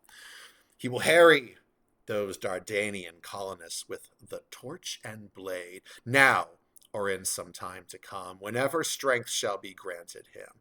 Our shores against their shores, our raging swells against their watery waves. I pray for it, our arms against their arms, let them fight, mine and their descendants. So having cursed them, both of them, Dido then falls upon Aeneas' sword, which she has drawn, and thus dying to end her suffering, for she had ended her life before her time. There's a tradition that there's the time you're supposed to die, destined to die, but that could be cut short, and you can do it with your own hand. Therefore, as she's dying, she's bleeding out her life and gasping out her life because she stabs herself, in the chest. The wound is like gasping, like she's punctured a lung or something. She's dying, but she's not like dead yet. And to release her from her suffering, Juno, in her pitying her, sends Iris down, and Iris snips a lock of hair from her head as a gift to Persephone, to Proserpina, and queen of the underworld, and that causes the soul of Dido to leave her body. As Aeneas sails away, he catches sight of the smoke from the pyre. Maybe they're having a barbecue. I don't know. I can't really figure out what's going on. I mean, it's like she's going to kill herself. It's not like she said that several times or anything like that. Nah, it'd be ridiculous. Anyway, onward to Italy. For more information about Dido, you can check out Henry Purcell's Dido and Aeneas, especially Dido's Lament, When I Am Laid in Earth, which is played at Whitehall Chapel every Veterans Day, every V-Day in November. It is the typical traditional musical arrangement for that time. So there you go, Dido's Lament. It's what the aria Dido sings before she kills herself. All right, so we are leaving Carthage. Only good things happen there. And now we're heading back to Sicily because Book 5, we have funeral games for Anchises. Anchises had passed away in Sicily before we got to Carthage, before that storm knocked us to Carthage. Now it's time to honor his memory. It's been a whole year. We're going to have funeral games. This is reminiscent to the Iliad, Book 23, the funeral games for Patroclus, and also, I believe it's Odyssey 8, with the games the Phaeacians play for Odysseus. So the Aeneids drop anchor at Sicily. They hold many games. They have a boat racing game. They have a foot race. They have do archery. But Juno has yet to release her anger. So she sends Iris down to disguise herself as Beroe, a Trojan woman. And so disguised, the rainbow goddess incites the other Trojan women who are tired of sailing to set fire to the ship so they'll be stuck in Sicily and they won't get to Italy. Aeneas prays to Jupiter, who causes a rainstorm, puts out the fires. Since so many of the Trojan refugees do not want to continue on, they do want to stay, they are tired of sailing, Aeneas lets them build their own home there, and that's Vergil's explanation as to why there is a legend says their Trojan refugees once settled there. It's because they didn't want to keep going. So the rest of the Aeneids under Aeneas's command continue towards Italy. So we're going to leave there, and hey-o, we're finally there. We're in Italy, but we're not where we need to be in Italy because we were told first to seek out the Sibyl of Cumae. So that's book 6. Book 6, the Sibylla of Cumae, the semi-deranged prophetess, knowledge of hidden things. The god Apollo speaks through her. There is a cave, the Antro della Sibilla, in Cumae, and that is where the Sibyl lived. It is labyrinthine, and the Sibyl would be in the heart of the cave and would speak, and she'd scream out and sing her prophecies, and they echo throughout the caverns and the hallways of the cave. She would write her prophecies on leaves, and then she would arrange them carefully, but then when the winds would blow through the cave passageways, it would confuse, and it's like 52 pickup. The leaves go everywhere, and she does not put the prophecies back in order. The way that she just she just shoves them into piles at that point, and there they are, and that's the way that they are. These prophecies will one day form the Roman books of destiny, which were bought by the final king of Rome, King Tarquin. Yes, the Sibyl was apparently a semi-legendary real king, if you believe in King Tarquin. He purchased the Sibylline books of prophecy from the Sibyl, and the Roman priests copied them down into books of destiny, which they kept in the the Temple of Saturn, along with the treasury. But they got those books out in times of great crisis and trouble, and usually and they tried to figure out using what should we do based upon what's going on right now. Strange portents and omens are in the sky, and let's see what the Book of Destiny has. So the Sibyl. The Sibyl gives Aeneas instructions on how to enter the underworld. He has to retrieve the golden bough. It is a branch. Bough. When the bough breaks, the baby will fall. It is a bough, a golden branch from a tree of gold. He's going to go into the woods, pluck a branch from this tree of gold. It itself is gold, and return it to her. He does so. He makes the appropriate sacrifices to the underworld gods, the gods of Dis. Aeneas and the Sibyl then descend into the underworld, into the jaws of Orcus, one of the openings of the underworld at Lake Avernus. They go through the darkness, the Sibyl leading them. Then they get to the Stygian swell, and they climb into Charon's boat. And the boat begins to take on water because Aeneas is fleshy. And the gloomy boatman yells at Aeneas, what's wrong? You got a flesh bag. You're alive? What? The Sibyl takes the golden bough out from her hiding place in her robes, says, you're not allowed to question him. He has permission. And Charon's like, never. So they continue to wander. Once they get to the other side, they sneak past Cerberus by offering him drugged cakes. Yes, they drugged the dog, the three-headed dog, and he goes to sleep. Cerberus by William Blake. And Aeneas then turns away from the river over which no soul returns. Bum, bum, bum.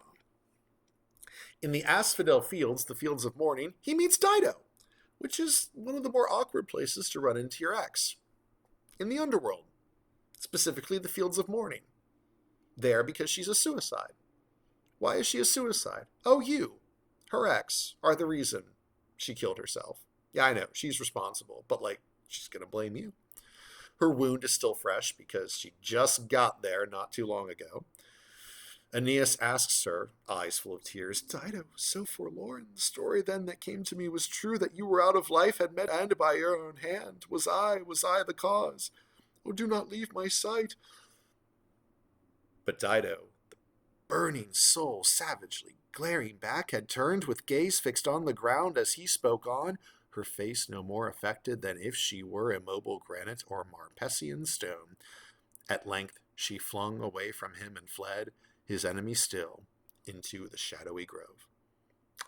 That doesn't work out really well. It's like Odysseus, when he sees Ajax the Greater, Telamonian, Aias, in the underworld, in the Odyssey.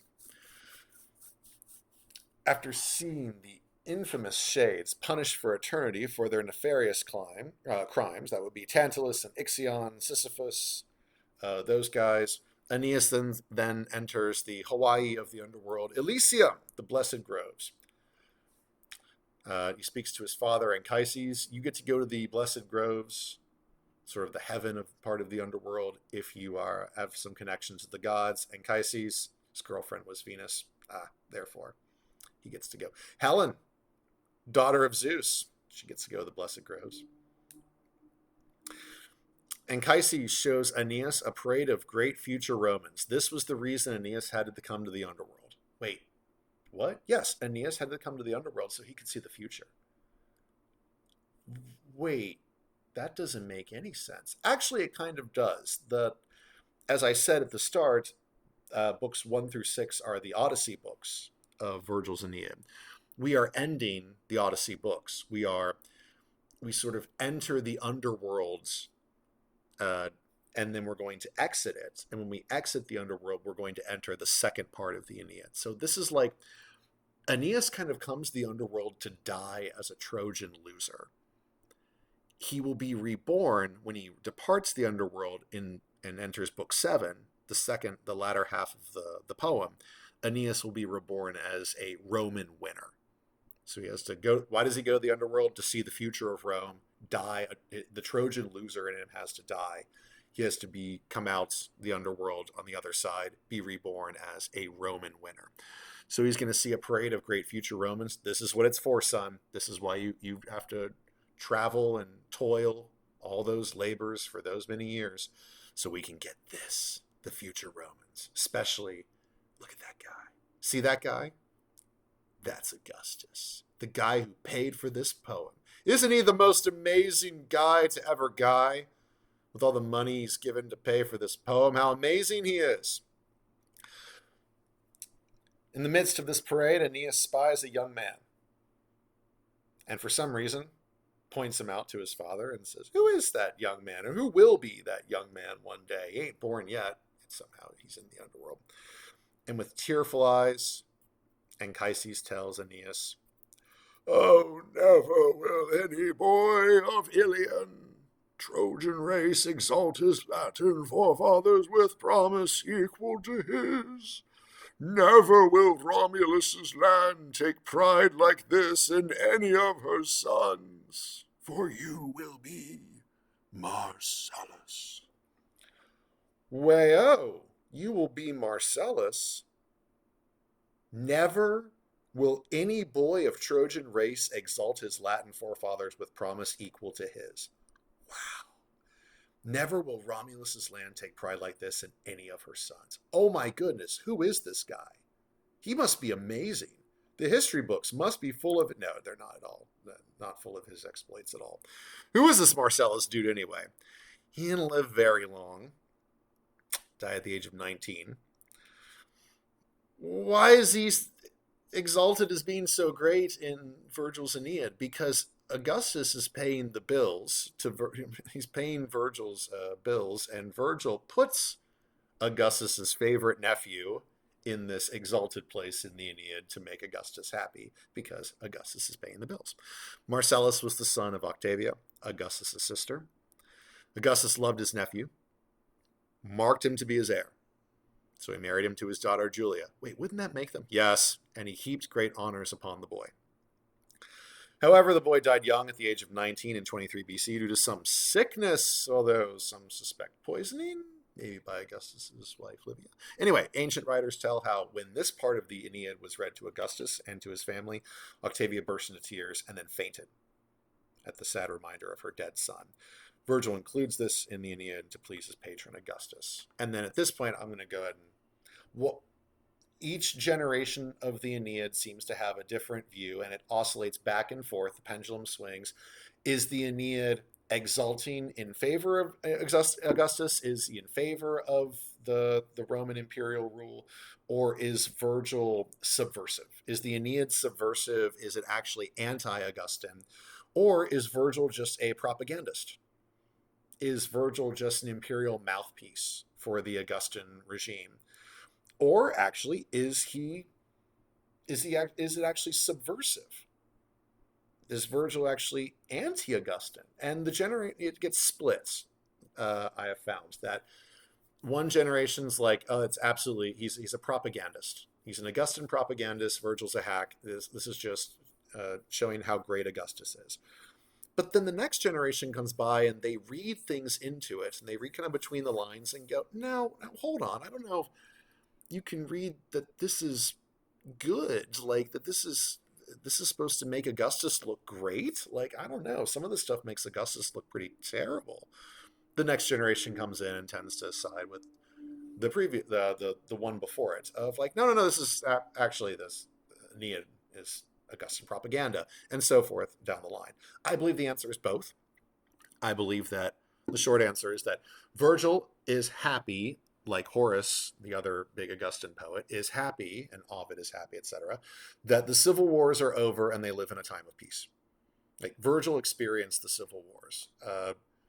Horace fought in the civil wars. Ovid's a little too young to really experience the civil wars, but Virgil and Horace. I mean, Virgil does. Virgil's from northern Italy. He's 3 hairs away from being a Gaul in many of the Romans and southern and Italians' eyes. So if the Aeneid is about, its main heart is about refugees finding their home. Their one home is destroyed and they go to another home. What's that like? What is it like to return home? Are they welcomed hospitably? Are they welcomed at all? Or are they treated with hostility? Should we welcome refugees? Of course, the answer is yes.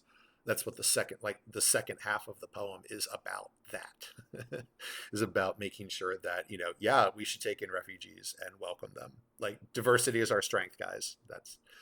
But also thinking about, Virgil's not a Roman. Virgil's not born in Rome.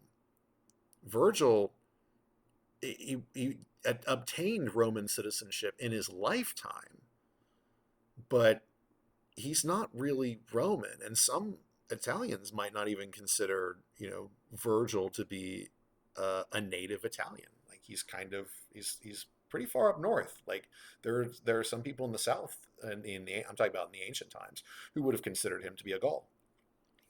So if Virgil himself is not a native Roman, but he's extolling the virtues and the greatness of the Roman Empire, what's that mean to him as an outsider? And I see it as, who's a foreigner when the boundaries of the empire keep expanding? The empire gets bigger and bigger. Who's a foreigner anymore? If the empire keeps expanding and it covers the whole world, no one's a foreigner. Everyone's home. Everyone's part of this thing.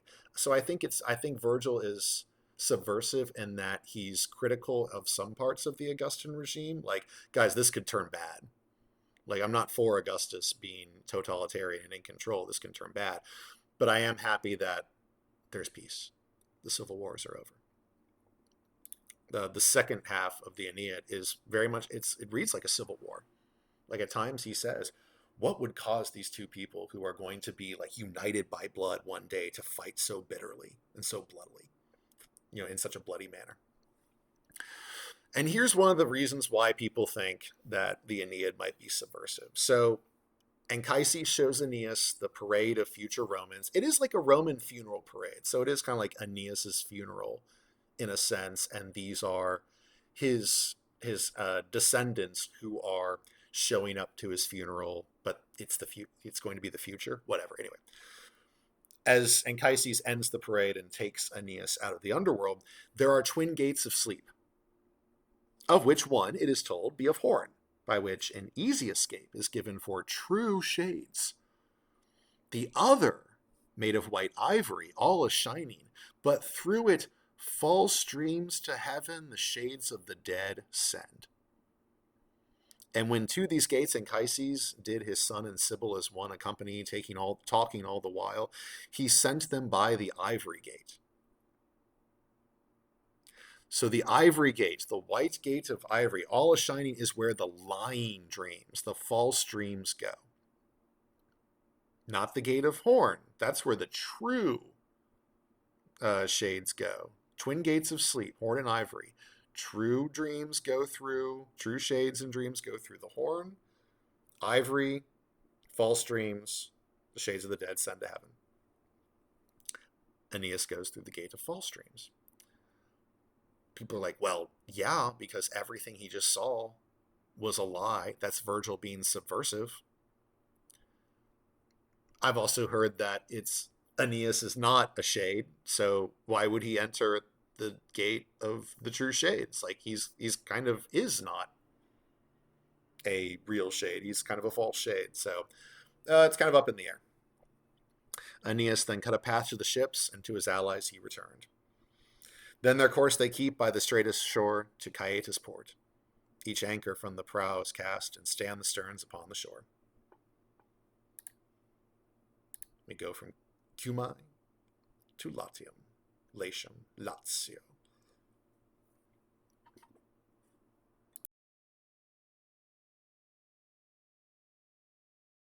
All right, let's check it out. Here we are. All right, we're going to dock right there. This is where Lavinium, the town Aeneas will build, named after his future bride. Hey, spoilers. That's where that's going to be. His son, Ascanius Iulus, is going to found Alba Longa right there. And then Rome will be right here in the future. Back then, this is a place called Palanteum, and it's inhabited by Evander and the Arcadian colonists. Arcadia being a place in Greece. All right, this is the second half of the Aeneid. So if you're only interested in books 1 through 6, like for a quiz or something I might be assigning you, you can stop right here. You want to keep going? Great. I'm going to keep going. I feel pretty good. Books 7 through 12. Yeah, I know. This video is pretty long, but you know what? I don't care. We're going to reinvoke the muse, the reinvocation of the muse. I like that diaeresis there. Looks like a very weird word. Now that the Aeneans have finished up their Odyssey-like trek across the Mediterranean and have arrived at their destination of Italy, Vergil takes time to reinvoke the muse, but not Calliope, not Calliope. Instead, he calls Erato to help him sing of a greater task now rising before him, a greater work he now begins. Now come, O thou Erato! Who were the kings? What was happening? How stood affairs in Latium of old on that day when a foreign fleet beached upon Ausonian shores? An army of outsiders sailing came. All this I shall unwind and narrate and recall the beginning of that first fight. Thou dost advise the poets, O thou goddess, for I shall tell of blood-chilling wars, I shall tell of battle lines drawn, of kings driven by their hearts to their own deaths, of the Tyrrhenian hosts and of the whole of Hesperia gathered together under arms. A greater task now doth arise here before me, a greater work I now begin. When I was younger, I thought books 1 through 6 of the Aeneid were the better books, because it's like the Fall of Troy, book 2, the Madness of Dido, book 4, the Underworld. I love the Underworld, book 6. But as I've gotten older, this is where the real story's at. Books 7 through 12. This is where the good stuff is. Now, before the Aeneids beached their ships on Italian shores, King Latinus, or Latinus, if you want to call him Latinus. Hey, his name looks like Latin. He's ruler of the local Latins. Wait, the ruler of the Latini, the Latins. His name is Latinus? Yes. Cool. And what language do they speak? Romanish. No, they speak Latin. This is why you guys are going to speak Latin, or you're going to learn Latin. He's already received some portents and odd prodigies, which have made it clear to him that his daughter, the Princess Lavinia, should not wed an Italian. He should wed a foreigner from afar. It's kind of weird, but he's already been courted. She's already been betrothed. Like Turnus and Lavinia, they're already like betrothed. They're going to get married.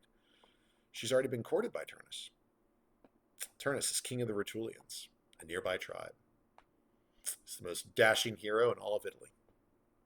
The match is highly approved and advocated by Amata, queen of the Latins, Latinus' queen.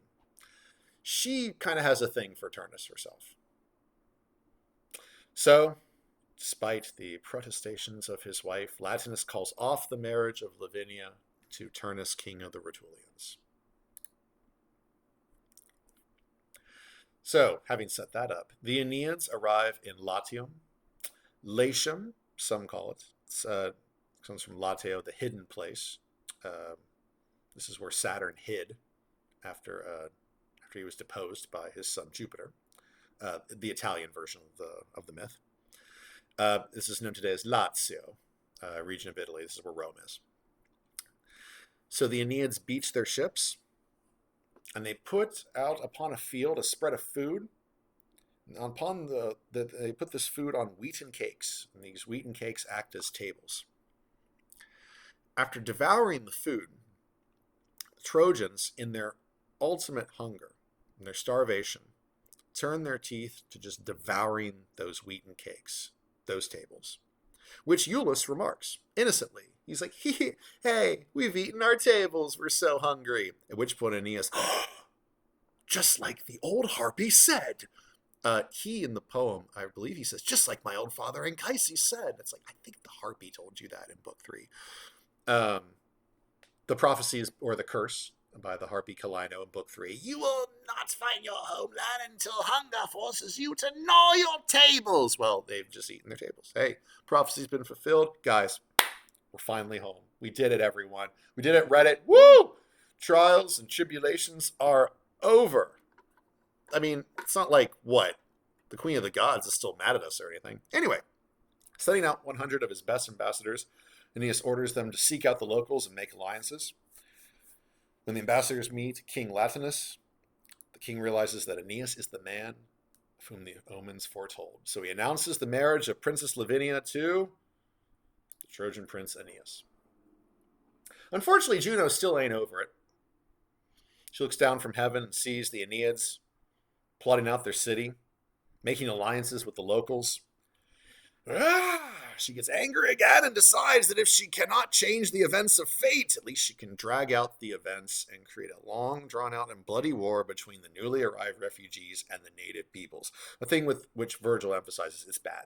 Like, we should welcome these refugees. No, Juno says, we should kill them all because they're Trojans.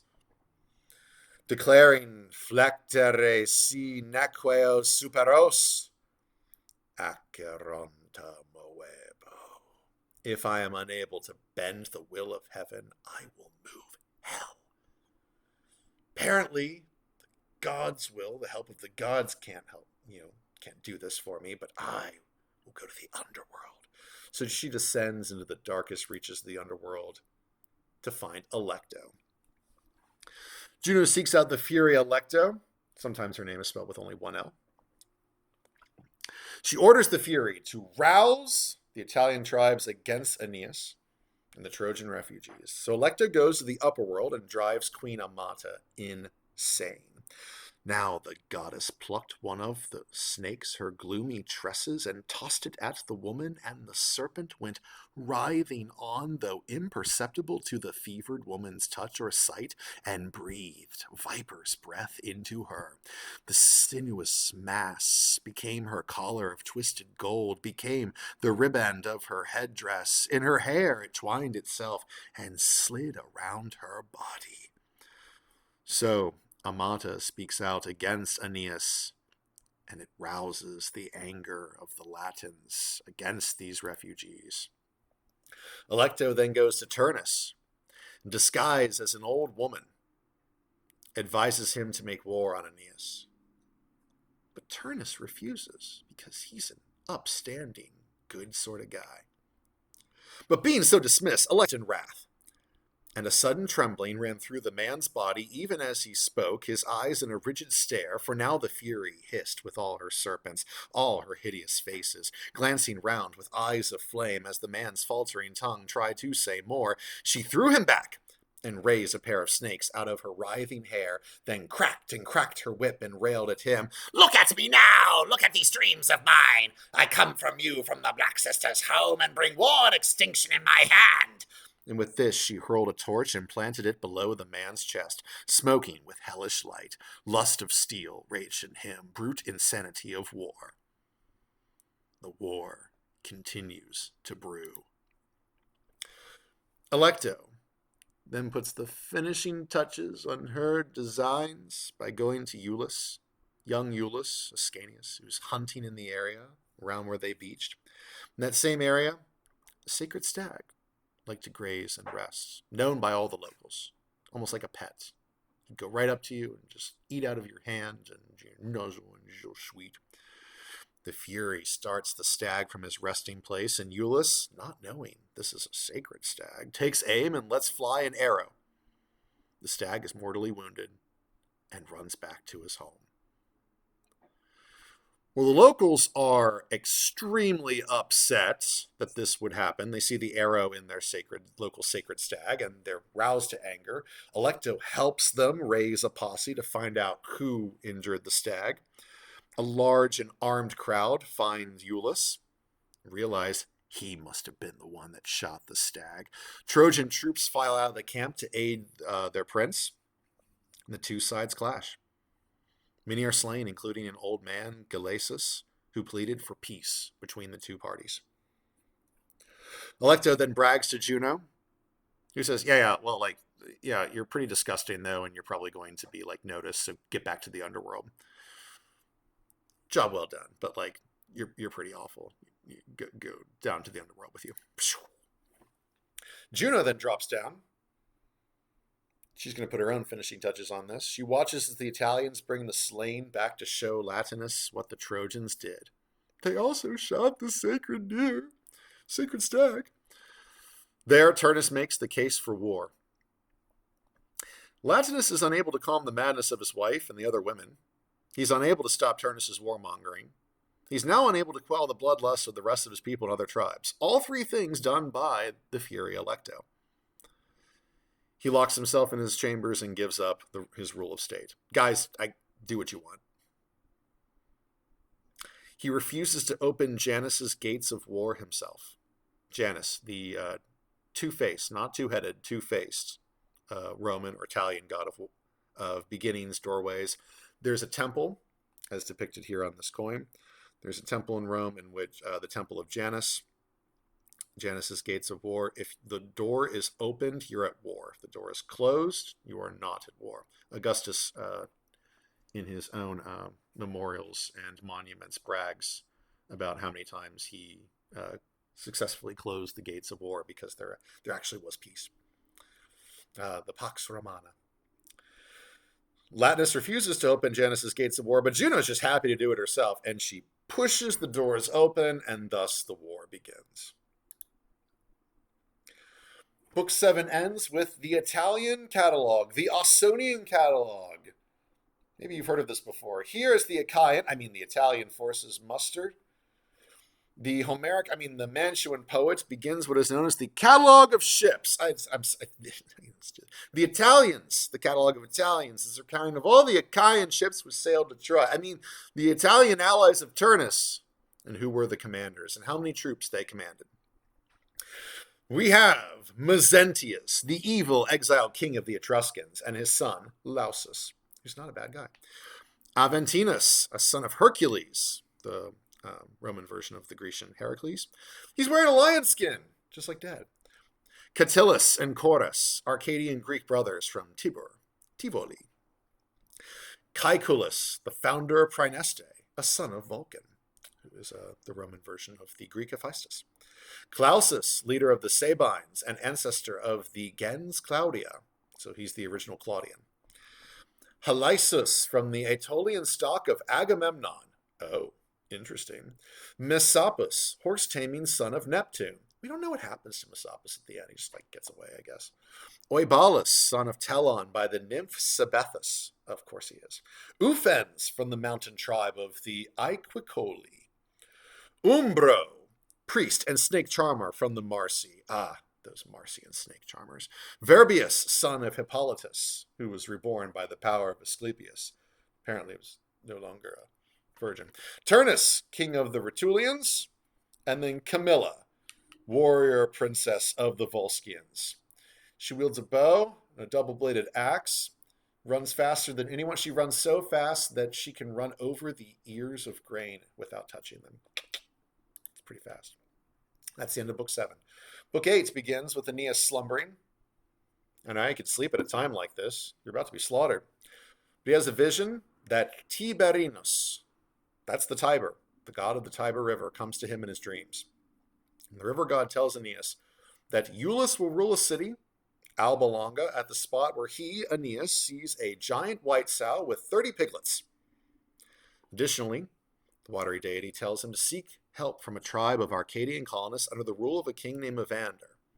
For these people are always at war with the Latins and will join the Trojans in their defense. Aeneas awakes, and as he summons two biremes to be outfitted and manned for his journey, he espies a giant white sow with 30 piglets. The coat of arms of Albano Laziale today still sports Aeneas' vision of the giant white sow with 30 white piglets. He thanks the gods for the sign and sacrifices them. What? And then he disembarks for Palanteum, home of Evander, by sailing up the Tiber River to where the future Palatine Hill of Rome will be. And that Vergil says is the etymology of Palatine is from Palanteum, from palace.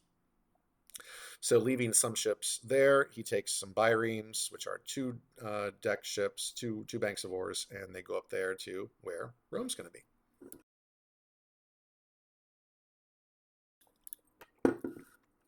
Okay, sailing up the Tiber, and there's the Palatine Hill here. Capitoline Hill, Aventine Hill, Palatine Hill, Roman Forum is going to be here. So this is where these Arcadian colonists live. Ruled by King Evander and his son, Prince Pallas. When Aeneas arrives, they are conducting religious rites and festivals in honor of Hercules. This is where we get the story of Hercules coming back from his labor with the cattle of Geryon. And some of the cattle are stolen by the son of Vulcan, the giant fire breather Cacus. This is where Cacus drags the cattle backwards by their tails into his cave. And when Hercules wakes up, he's like, wait, the tracks are leading out of the cave. So what? Huh? But then he hears them mooing. And then he goes inside the cave, finds the cattle, and the giant fire-breathing monster, strangles the monster to death until its eyes pop out of its sockets. And that's the story, right? So it's an nifty little story.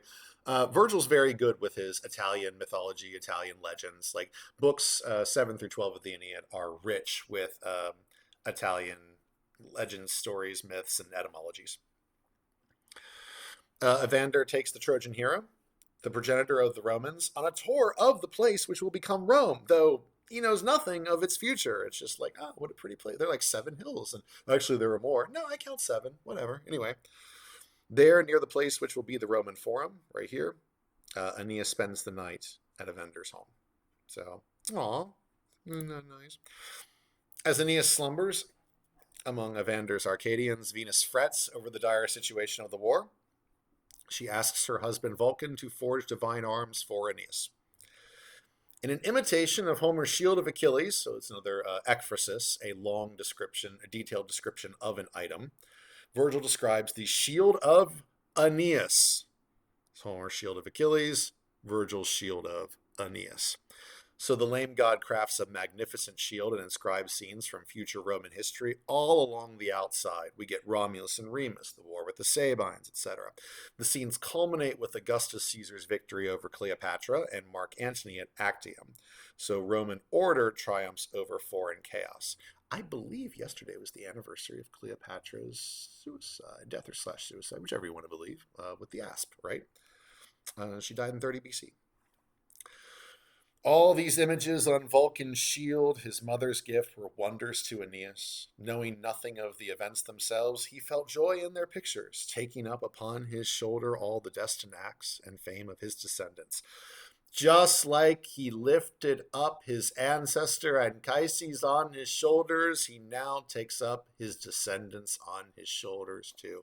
What a guy, Pater Aeneas. What a guy, Father Aeneas. One of his most used frequent epithets is Pater Aeneas, along with Pius Aeneas. He's marked by his paternity, he's the father of his people, and also by his piety, his devotion to family, to gods, to the state. Image of the shield of Aeneas. So we got the scenes from Roman history all along the outside. It's not as intricate I mean, it doesn't look as intricate as Homer's Shield of Achilles, but Virgil's description is very good. Like, of course, the images do feel alive. When Aeneas awakes, Evander tells him the horrible history of King Mezentius. This evil guy once ruled the Etruscans across the river, but his people rose up against him due to his bloodthirsty ways. Particularly, Evander tells about how he would torture his people by tying the living to their dead relatives as punishment. Mezentius flees to Turnus, or had fled to Turnus, and he sought refuge there in Ardea. His people, the Etruscans, would love to have their evil, criminal king Mezentius back, probably for trial. So surely these people would love to join with Aeneas if one of his enemies is Mezentius, their evil exiled king. Additionally, Evander asks Aeneas to take his son Pallas, take him to war, teach him how to become a man, keep an eye on him, make sure nothing bad happens to him, It'd be terrible if something bad happened to him, right?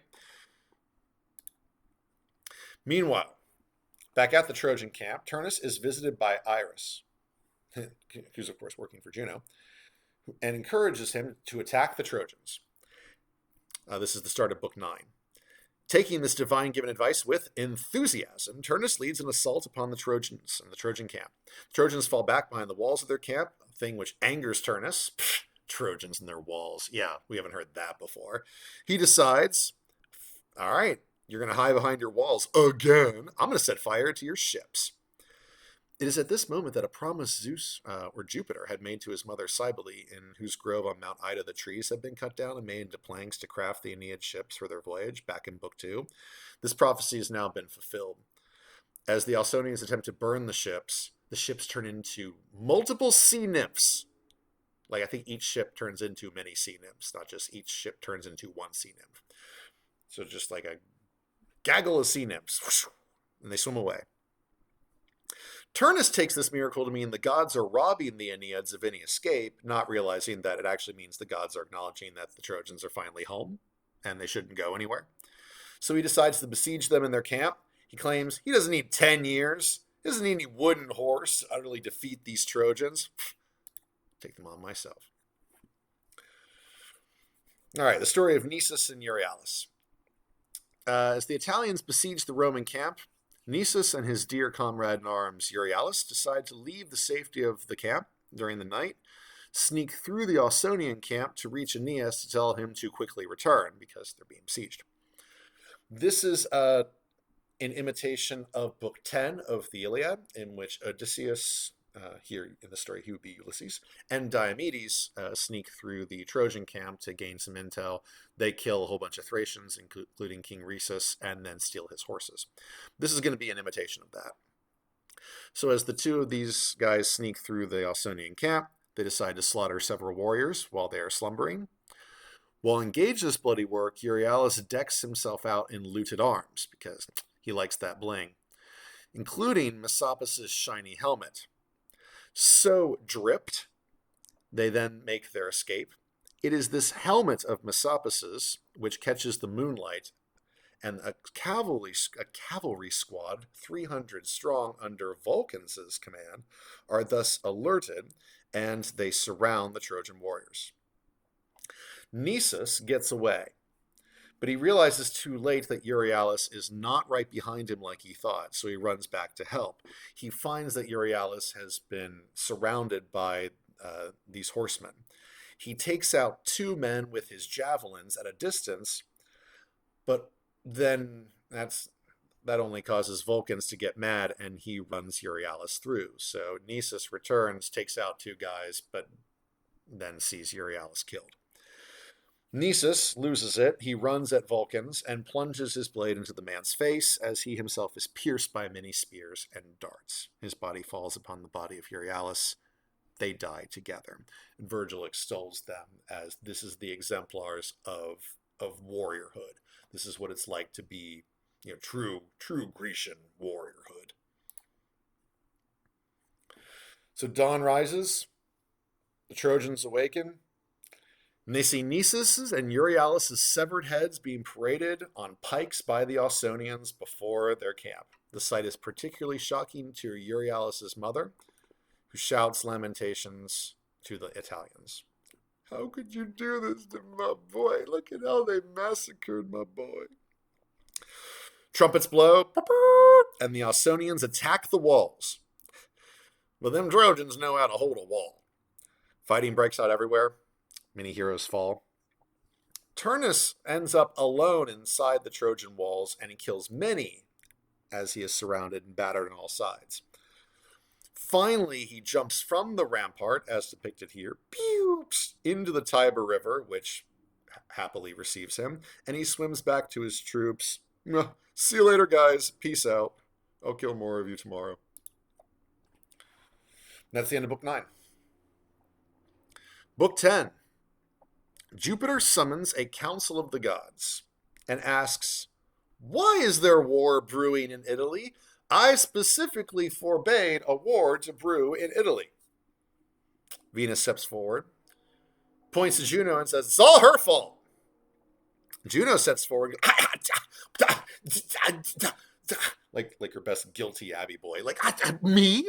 What do you mean me? How can it be me? Okay, what are we actually blaming me for? What did I actually do? Storm? I didn't do the storm. That was Iolaus. That was like the winds. Okay, they actually did the storm. Okay, what are you blaming me for? That Aeneas left his camp undefended? I didn't do that. Where was Juno and all that? That Aeneas left his teenage son in charge? Yeah. Was Juno a part of that? No, actually she wasn't. I wasn't a part of that decision. I didn't force him to do anything. He did that on his own. She manages somehow enough to shield herself from blame, and Jupiter is unable to discern whose fault it actually is, so he washes his hand of it and says, okay, fine, we'll just fight it out and see, what the fates say. So the two sides clash. While the Trojan walls are under constant assault, Aeneas sails along the coast with a fleet of Etruscans. Savander was right. The Etruscans are so happy to join Aeneas once they hear the name. Wait, did you say Mezentius? Our evil exiled king? Oh, we would love to get our hands on him. So yeah, they do. They join Aeneas, promising troops, arms, ships, the whole works, under their commander Tarchon. Great name. As they sail, the sea nymphs that were once the ships which conveyed them there encounter Aeneas and tell him that his son and men are pinned down by the Ausonians. Oh, to knows, you should hurry up. So Aeneas and the Etruscan fleet come into view after hurrying up. Aeneas lifts up Vulcan's shield. Hope is rekindled in his people as they withstand the Ausonian assault. They rally. Tarchon, the Tyrrhenian leader of the Etruscans, commands every ship of the fleet to put out their oars and, ramming speed, ram into the beach.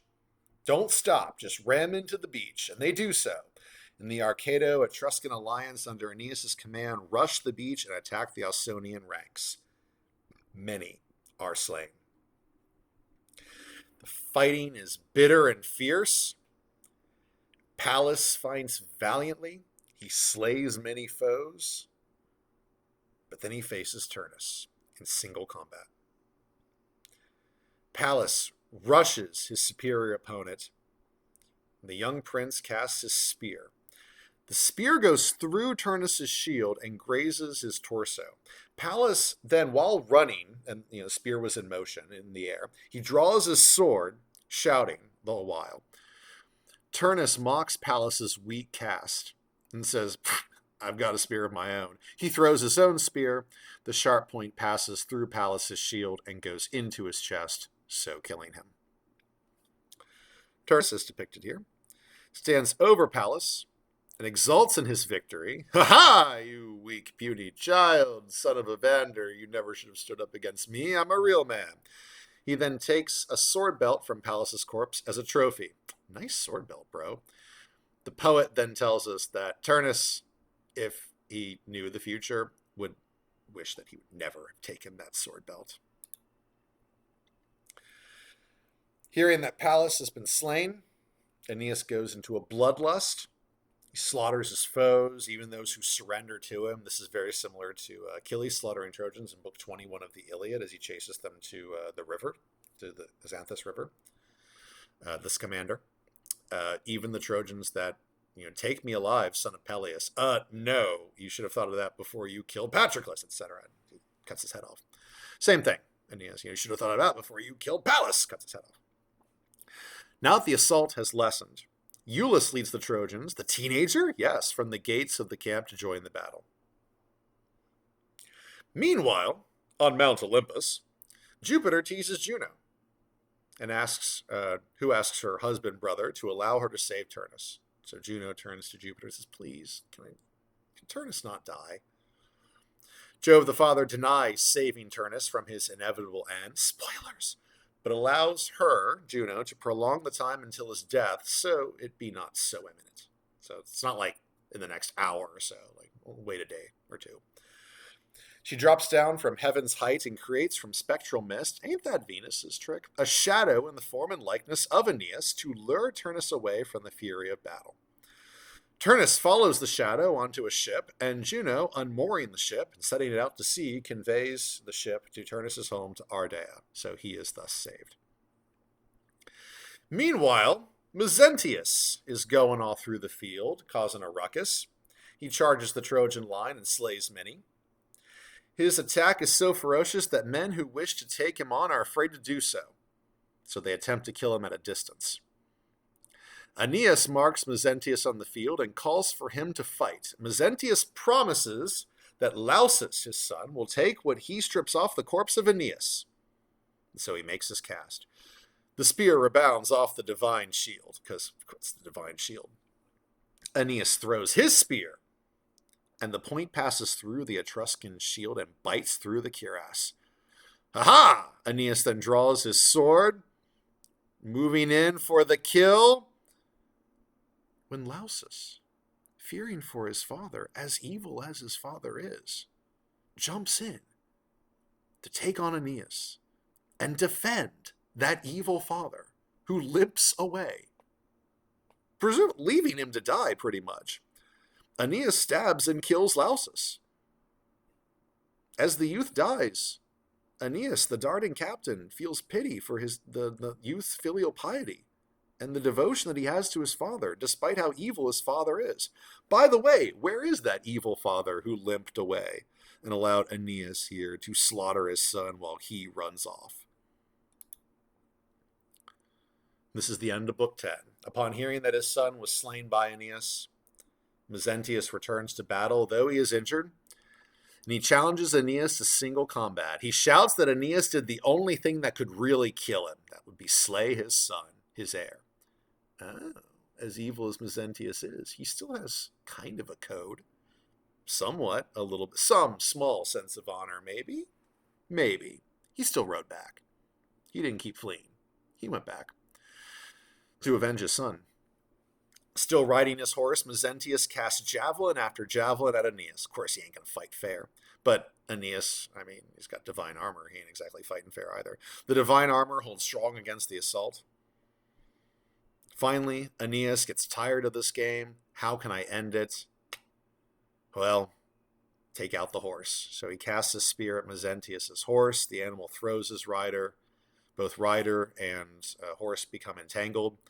Aeneas then stands over his broken foe, mocks him before driving his sword into his throat. That is the end of Book 10. Book 11 opens with Aeneas displaying the arms of slain Mezentius as a trophy for Mars by hanging the arms off of a large oak tree, and he's lopped the boughs off. So he's taken a large oak tree, he's cut the branches off, and he's displayed the weapons and gear of Mezentius, which he has stripped off the corpse, as if, like, I imagine it, not really like the picture has here. I guess, first off, love the anachronistic armor, but I imagine it as, like, he keeps kind of relatively, it's like a scarecrow, like the helmet's here, the cuirass is here, the greaves are here, the bucklers and things. Like, he makes it look like it's a scarecrow so he can hold it and, like, parade this not parade it around because it's in a large oak tree, but, like, it looks like it's displaying the arms in a way that could be Mezentius standing up. Book 11 continues with the Ausonians in retreat. Because remember, Turnus, unknowing to him, he followed a ghost Aeneas onto a ship, and Juno sent that ship back to his home, so he gone. The Trojans take stock of the carnage. Aeneas weeps over Pallas's corpse. An Ausonian embassy arrives, led by a wealthy and aged Latin named Drances. These guys ask Aeneas if they may take their dead from the field to conduct proper funeral rites, a thing which Aeneas grants while chiding the Italians for starting the war, breaking the earlier truce. We had a truce. I'm supposed to marry Princess Lavinia, right? We were making treaties and alliances, and you guys tried to kill my son. Drances is no friend of Turnus. He agrees with Aeneas, and so they negotiate a 12-day armistice. No one fights for 12 days while we bury the dead and conduct funeral rituals. As Pallas's funeral entourage heads back towards Pallanteum, King Evander meets it. Throwing himself on his son's corpse, he says, send messengers to your king Aeneas. Turnus must pay with his life. If Turnus slew my son, Aeneas, you must kill Turnus to avenge my son. So keep that in mind. As the fires of the burning dead fill the countryside, King Latinus holds a council. At the outset of the conflict, messengers were sent to Diomedes. Remember him? The guy who wrecked Trojans in Book 5 of the Iliad? Diomedes, son of Diomedes, to ask him for help defeating the Trojans. Hey, Diomedes, you're pretty good at killing Trojans, right? I mean, we've heard of, Book 5 of the Iliad. Surely you would love to kill Trojans more? Yes? You're not tired of killing Trojans, right? Come to Italy, kill more Trojans. Bad news, Ausonians, you poor Italians. Diomedes refuses to help. He wishes you the best of luck, though, but Aeneas? No, I'm done killing Trojans. I've killed more Trojans in my life than I care to. No more. I'm done. Upon hearing this news, Drances then rises and accuses Turnus of warmongering and being the cause of their distress. It's his fault. He then demands that Turnus either drop his suit of Lavinia or he face Aeneas in single combat for her hand. So no more have to die. Turnus angrily replies that, what do you mean? What are you talking about, distress? We're winning this war. You see those burning dead in the countryside? Those aren't just Italians. A lot of those guys are Trojans, and at my hand. Go ask the Trojans if they think they're winning. Ask them how many Turnus killed. Because I was behind their walls the other day. I killed a lot. A lot. I don't think I'm losing, dude. I think I'm winning. I will kill Aeneas. I don't care how many it takes. The debate rages back and forth. That's when news arrives that Aeneas and his army are advancing to their city walls. Turnus is like, aha! Oh yeah, you want to talk of peace, huh, Drances? They're coming here with an army. Doesn't sound like they're coming here to talk peace terms, maybe terms of surrender, and we're the ones who are supposed to surrender. Turnus then issues orders to mount the defense of the city. The Volscian warrior Princess Camilla offers to lead the cavalry against their Trojan foes. Turnus is in awe of the mighty, awesome virgin. They both plan where to meet Aeneas' army. Turnus says he and his troops will hide in a forested defile. There's like a mountain pass. It's kind of narrow, surrounded by woods.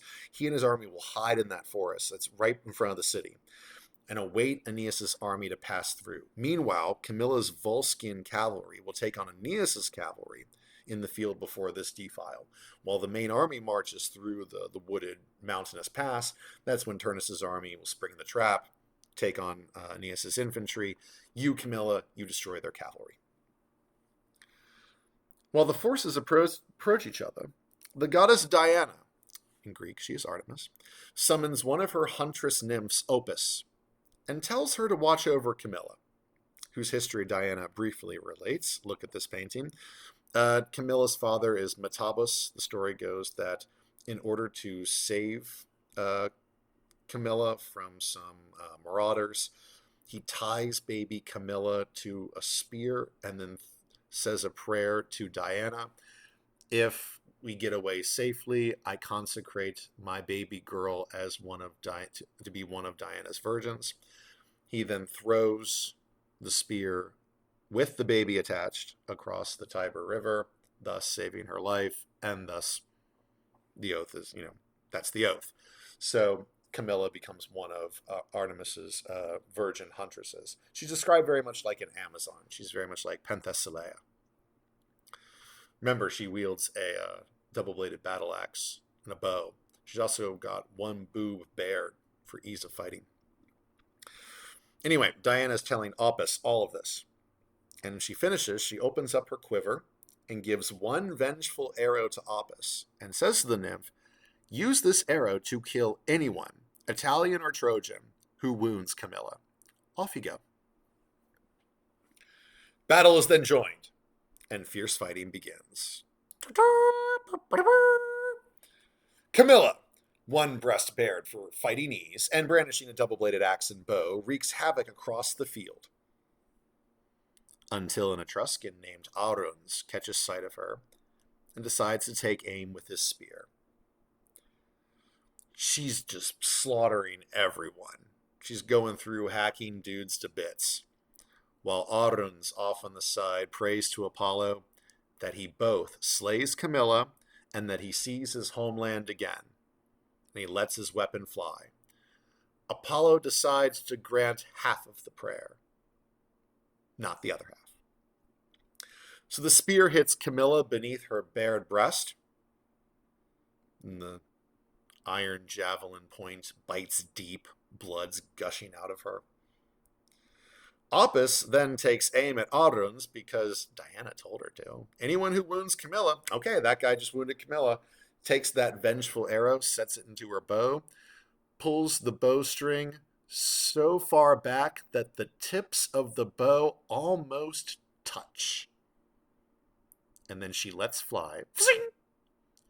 And the thud of the arrow, that's all Aruns hears as he's running away, trying to make it back safely, having done this kill. All he hears is the thud, the terrible clang, and the thud of the arrow into his body. He dies. And here he is, running away, while Camilla and her like Amazon-like handmaidens help her, try and help her. No, the wound should be like right there. Maybe it's up there. Anyway, when Turnus hears that Camilla has been slain and her Volsci have been routed, he retreats back to Laurentum, and Aeneas follows with his army. That is the end of Book 11.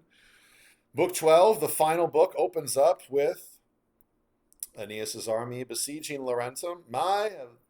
Tables have turned, shoes on other feet, and such things. The Ausonians then hold a council. All eyes fall on Turnus to face Aeneas in single combat. Too many people have died, dude. You gonna drop your suit for Lavinia? No! Okay, well. The problem is that no one thinks Turnus can win. Latinus begs Turnus not to fight Aeneas. He blames himself for promising Lavinia to him, only to break that promise later. Though he says it was the gods doing, again with these gods making me do things, he then asks Turnus why he does not make peace with Aeneas while he's still alive. Ooh, that hurts. Like, Latinus does not have the confidence in Turnus that he can beat Aeneas, so he's like, why don't we just make peace with Aeneas while you still live? Like, there's no sense in me making peace with Aeneas after you have surely been killed by him, because there's no chance you're going to win. Queen Amata is clinging to Turnus, begging him not to fight. Well, this just enrages Turnus all the more. And so, of course, he accepts the challenge. The two sides will face each other on the morrow for the final fight, and Lavinia will be the prize of victory. All Lavinia does in this poem is blush a little bit and sometimes cry. That's it. She blushes and she cries. The next morning, Juno approaches Turnus' sister, the nymph Juturna, and convinces her to snatch her brother from the battle. Or why don't you start up the war again by breaking the armistice? Does this sound like it could be familiar? I don't know, like Iliad book 3 leading into book 4. Let's make a truce, an armistice, and then we're going to break that armistice because it's the god's fault. Sure. Sacrifices are made by the two sides, Trojan and Latin. Aeneas makes conditions that if Turnus should win, Iulus will lead the Trojans to Pallanteum, where Evander lives. And that's where they will set up shop. If he, Aeneas, should kill Turnus, he will not subdue the Italians, but join the Trojans to them. He will build a new town named Lavinium for his new bride, Princess Lavinia. And Latinus agrees to these terms. Juturna disguises herself as a Latin captain and walks through the Ausonian crowd. And so disguised, she begins to stir up the crowd against the idea of single combat. Like, this isn't fair. Why is this happening? Poor Turnus, he could die. And then to give weight to her words, like Neptune did back in Book 2, by summoning the sea serpents, she summons an eagle to swoop down from the heavens and attack some other birds. The eagle then grabs a swan in its crooked talons and flies away. An Italian augur sees this and shouts that he interprets the sign to mean that marauders, that is the eagle, they're coming down upon innocent people, that is the other bird, scattering them and snatching away their beautiful prince, that would be the swan. So, having received an omen from the gods, of course, the Ausonians rise up in anger and they begin to cast their weapons at the Etruscan line. Some die, and so the fight is taken up again. The altar, which was just used to make vows concerning the single combat, is destroyed. Its fire is used to make burning brands for combat. Great image of this sacred altar, which was just a moment ago the symbol of our friendship and unity. Now we're breaking it apart and we're using its fires, which just a moment ago symbolized friendship and unity, now symbolize violence and civil strife. Que terrible. And just like we had in Book 3 of the Iliad with the armistice, single combat, which kind of went awry, and then Book 4, the armistice was broken up by Pandarus shooting Menelaus with an arrow. Well, Aeneas stands amid the fighting foes and begs for everyone to stop fighting. Vows and oaths were made to the gods. We don't want to anger the gods. And then a whizzing arrow fires from the crowd. No one knows who shot it, and nobody owned up to it later, and strikes him in the leg. Seeing injured Aeneas retiring, Turnus takes advantage of the situation and goes into a bloodlust. He kills many. In his tent, the healer Iapix, depicted here, begins to tend to Aeneas' wound. Ascanius Iulus here is crying. Venus flies off. She fetches Dittany, applies it to her son's injury, and the wound closes right up.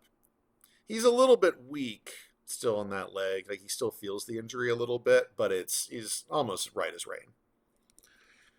When the poet needs him to be a little less fast than usual, he'll say, the wound is acting up. Iapix, the doctor, shouts in amazement that all the hero requires now is his armor! Juturna then sees Aeneas return to battle. She freaks out. She knocks Turnus' charioteer Metiscus from the car, and taking on his form as a disguise, she takes the reins. She then races Turnus in chariot off the battlefield to save his life. Aeneas catches sight of this, and he chases the chariot. And it looks like, he would have caught it, Vergil says, on any other day, but, he just got shot in the leg with an arrow, and Dittany can't do everything. So Messapus sees Aeneas, goes after him. Aeneas crouches behind his spear. As Messapus' spear flies through the air, deflects off the armor, but knocks away his helmet plume. Well, now he's mad. He descends on his foes with bloodlust, and Mars walks behind him. He slaughters many, and then a new idea comes to his mind, and that is to attack the walls of Laurentum, as depicted here. The troops of Aeneas obey his command and begin to assault the city. Queen Amata, seeing the desperate situation, commits suicide by hanging. Turnus hears the tumult and realizes that the city is under attack. He makes his sister stop the chariot. And when a messenger arrives to him to bring him news of all these disasters, the town is under attack. Amata dead by her own hand. King Latinus unable to rule or make a decision. Looks like Aeneas has won the day. He realizes he can't run from his fate anymore. So he decides to return back. He decides to face Aeneas. He jumps down from the car and leaves his sad sister. She sits in the car crying. Turnus returns to the field and summons Aeneas to combat. It's time. Let's do it. The two meet in an open space. Once the signal is given, the two rush each other while hurling weapons. From heaven's height, Jupiter holds out his scales of doom and places the fates of Aeneas and Turnus on either pan. The fate of Turnus falls down to death. Vergil says that there is a legend that when Turnus leaves his chariot, he takes Metiscus' his charioteer's sword instead of his own. And what chance does that mortal blade have against Vulcan's arms? When Turnus lands a hit on Aeneas, the sword breaks, leaving Turnus with only a hilt. He calls for a new sword, while Aeneas calls out death to any who aids him. This is a single combat. You get no help. Aeneas launches a spear at Turnus, who evades it. The spear lodges in a wild olive tree, which is sacred to Faunus. Faunus, who is the father of Daunus, who is Turnus' father, so Faunus is Turnus' grandfather. At Turnus' urging, "Faunus, grandfather, don't let him get the spear free," Faunus holds fast the spear in the tree. So while Aeneas struggles with the spear to get the spear out because Faunus is holding that spear fast in the wood of that tree, Juturna, in the guise of Metiscus, hands Turnus back his own sword. Venus, seeing this, has become tired of this game. She wrenches the spear free from the oak, and her son again faces Turnus. Turnus with his own sword, Aeneas with his spear. Juno's finally going to take that chill pill now. As the two heroes fight, Jupiter turns to Juno and asks her, what can be done so she finally does take that chill pill? What can be done so that you finally stop trying to, eradicate this people from the planet? What can I do to get you to stop thinking about genocide? She replies that, though fate is one, she requests that, well, if this has to be this way, I request that the Trojans be absorbed by the Italians, not the other way around. I wish that the newly merged people speak Latin and keep Italian rights. Jupiter says, yeah, it's a great idea. I like that. And this, boys, is why you take Latin. Because Juno asked it of her sister husband Jupiter right before Turnus got himself beaten at the hands of Aeneas. This is why you take Latin.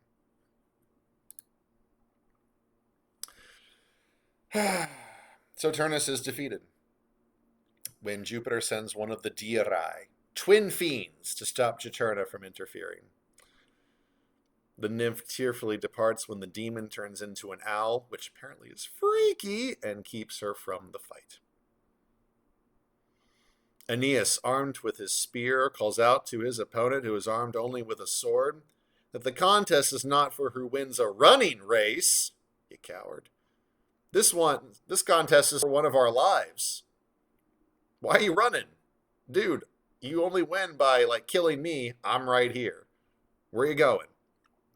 Turnus is fine. Puts his sword away. Picks up a stone. A huge boulder used as a boundary marker, a weight that 12 men in Vergil's day would have had trouble lifting. But Turnus picks it up, and he shoulders it, intending to launch it at Aeneas. However, at the point of casting it at his Trojan foe, his knees give way because he misjudges his own strength, and the stone falls short. Aeneas is like, man, this video's 2 hours and 34 minutes long. Forget this. He hurls a spear like the lightning bolt of Jupiter, and the point passes through Turnus' shield into his thigh. The end. Not quite. All right.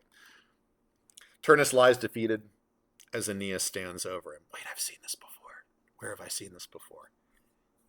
Wait, yes. Hector stands over Patroclus in Book 16 of the Iliad.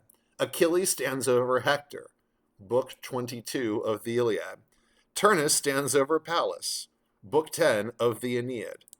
And now Aeneas stands over Turnus, Book 12 of the Aeneid. Turnus begs for his life. It looks like Aeneas is willing to do so. Here we have Juturna fleeing, one of the Dirae twin fiends, as a hoot owl, woohoo, woohoo, scaring her away.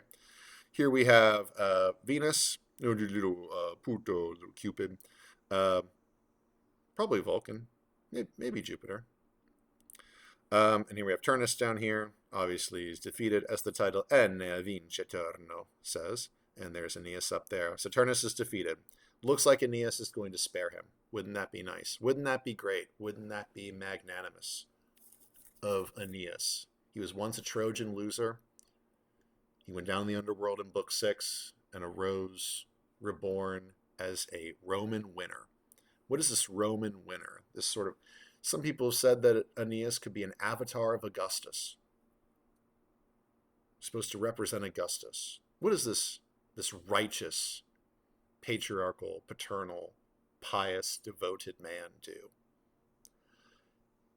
Well, keep in mind that when Evander flung himself on the corpse of his slain son, he told Aeneas that you have to get vengeance for my son by killing Turnus. Looks like Aeneas is going to spare Turnus when he sees Pallas' sword belt hanging off of Turnus. And as the poet said, back when Turnus took that belt, if he knew what was going to happen, he would not have taken that belt. He would have decided that this drip is dangerous. Aeneas, standing over Turnus, says, "Would you, here clothed in the spoils of my friends, escape from me? With this wound, Pallas sacrifices you, and Pallas accepts the punishment from your guilty blood." Saying this, he buries the iron sword directly into his chest as he raged. And so his limbs go slack with cold, and his life, with a groan, flees indignant to the shadows below. And thus, the Aeneid of Vergil ends. Wait, is that really like the ending? It just ends like right there? Yep, just ends like right there. That seems a little less complete than like the funeral of Hector, tamer of horses, at the end of the Iliad. And I don't know, it just doesn't seem like there's, maybe it's incomplete. I'm pretty sure this is where it's supposed to end. Vergil already tells us in other points in the poem exactly what's going to happen after the death of Turnus. Aeneas and Lavinia marry. Aeneas builds the town of Lavinium on the coast. 3 years later, he dies. So Aeneas only lives 3 years after these events. 3 summers pass, he dies. He leaves Lavinia with a son named Silvius, because he was born in the woods. And that begins the line of that will eventually become Romulus and Remus, Ascanius, Iulus, etc. Ascanius founds the town of Alba Longa, and the Alban kings eventually, down their line, that we get Romulus and Remus. Of course, Romulus and Remus, they're the ones that are suckled by the she-wolf, and Romulus is the one that founds Rome. What happened to Remus? Anyway, Vergil tells us all this stuff at various points throughout the poem. So we know what happens. Like, it's going to be complete. Like, we also know what happens in the far future in Virgil's own time, that the Emperor Augustus will rise. The emperor, he will be he is the descendant of Aeneas, and also Venus and Mars is in his family tree. So we know what happens. This is where the Aeneid ends. It is complete as a story. I don't think Virgil meant to add anything on to this ending. He did die prematurely. Some of the lines are unfinished. Perfectionist to the end, Virgil ordered, before he died, the entire poem to be burned. The Emperor Augustus stopped that from happening, because he paid for it. Ordered 2 poets to finish some of the lines, and then it was published. And here it is. We'll see you for the next video with the Nostoi, the homecomings of Menelaus and Agamemnon. And some of you, I think, have been waiting for the Agamemnon homecoming. Yeah.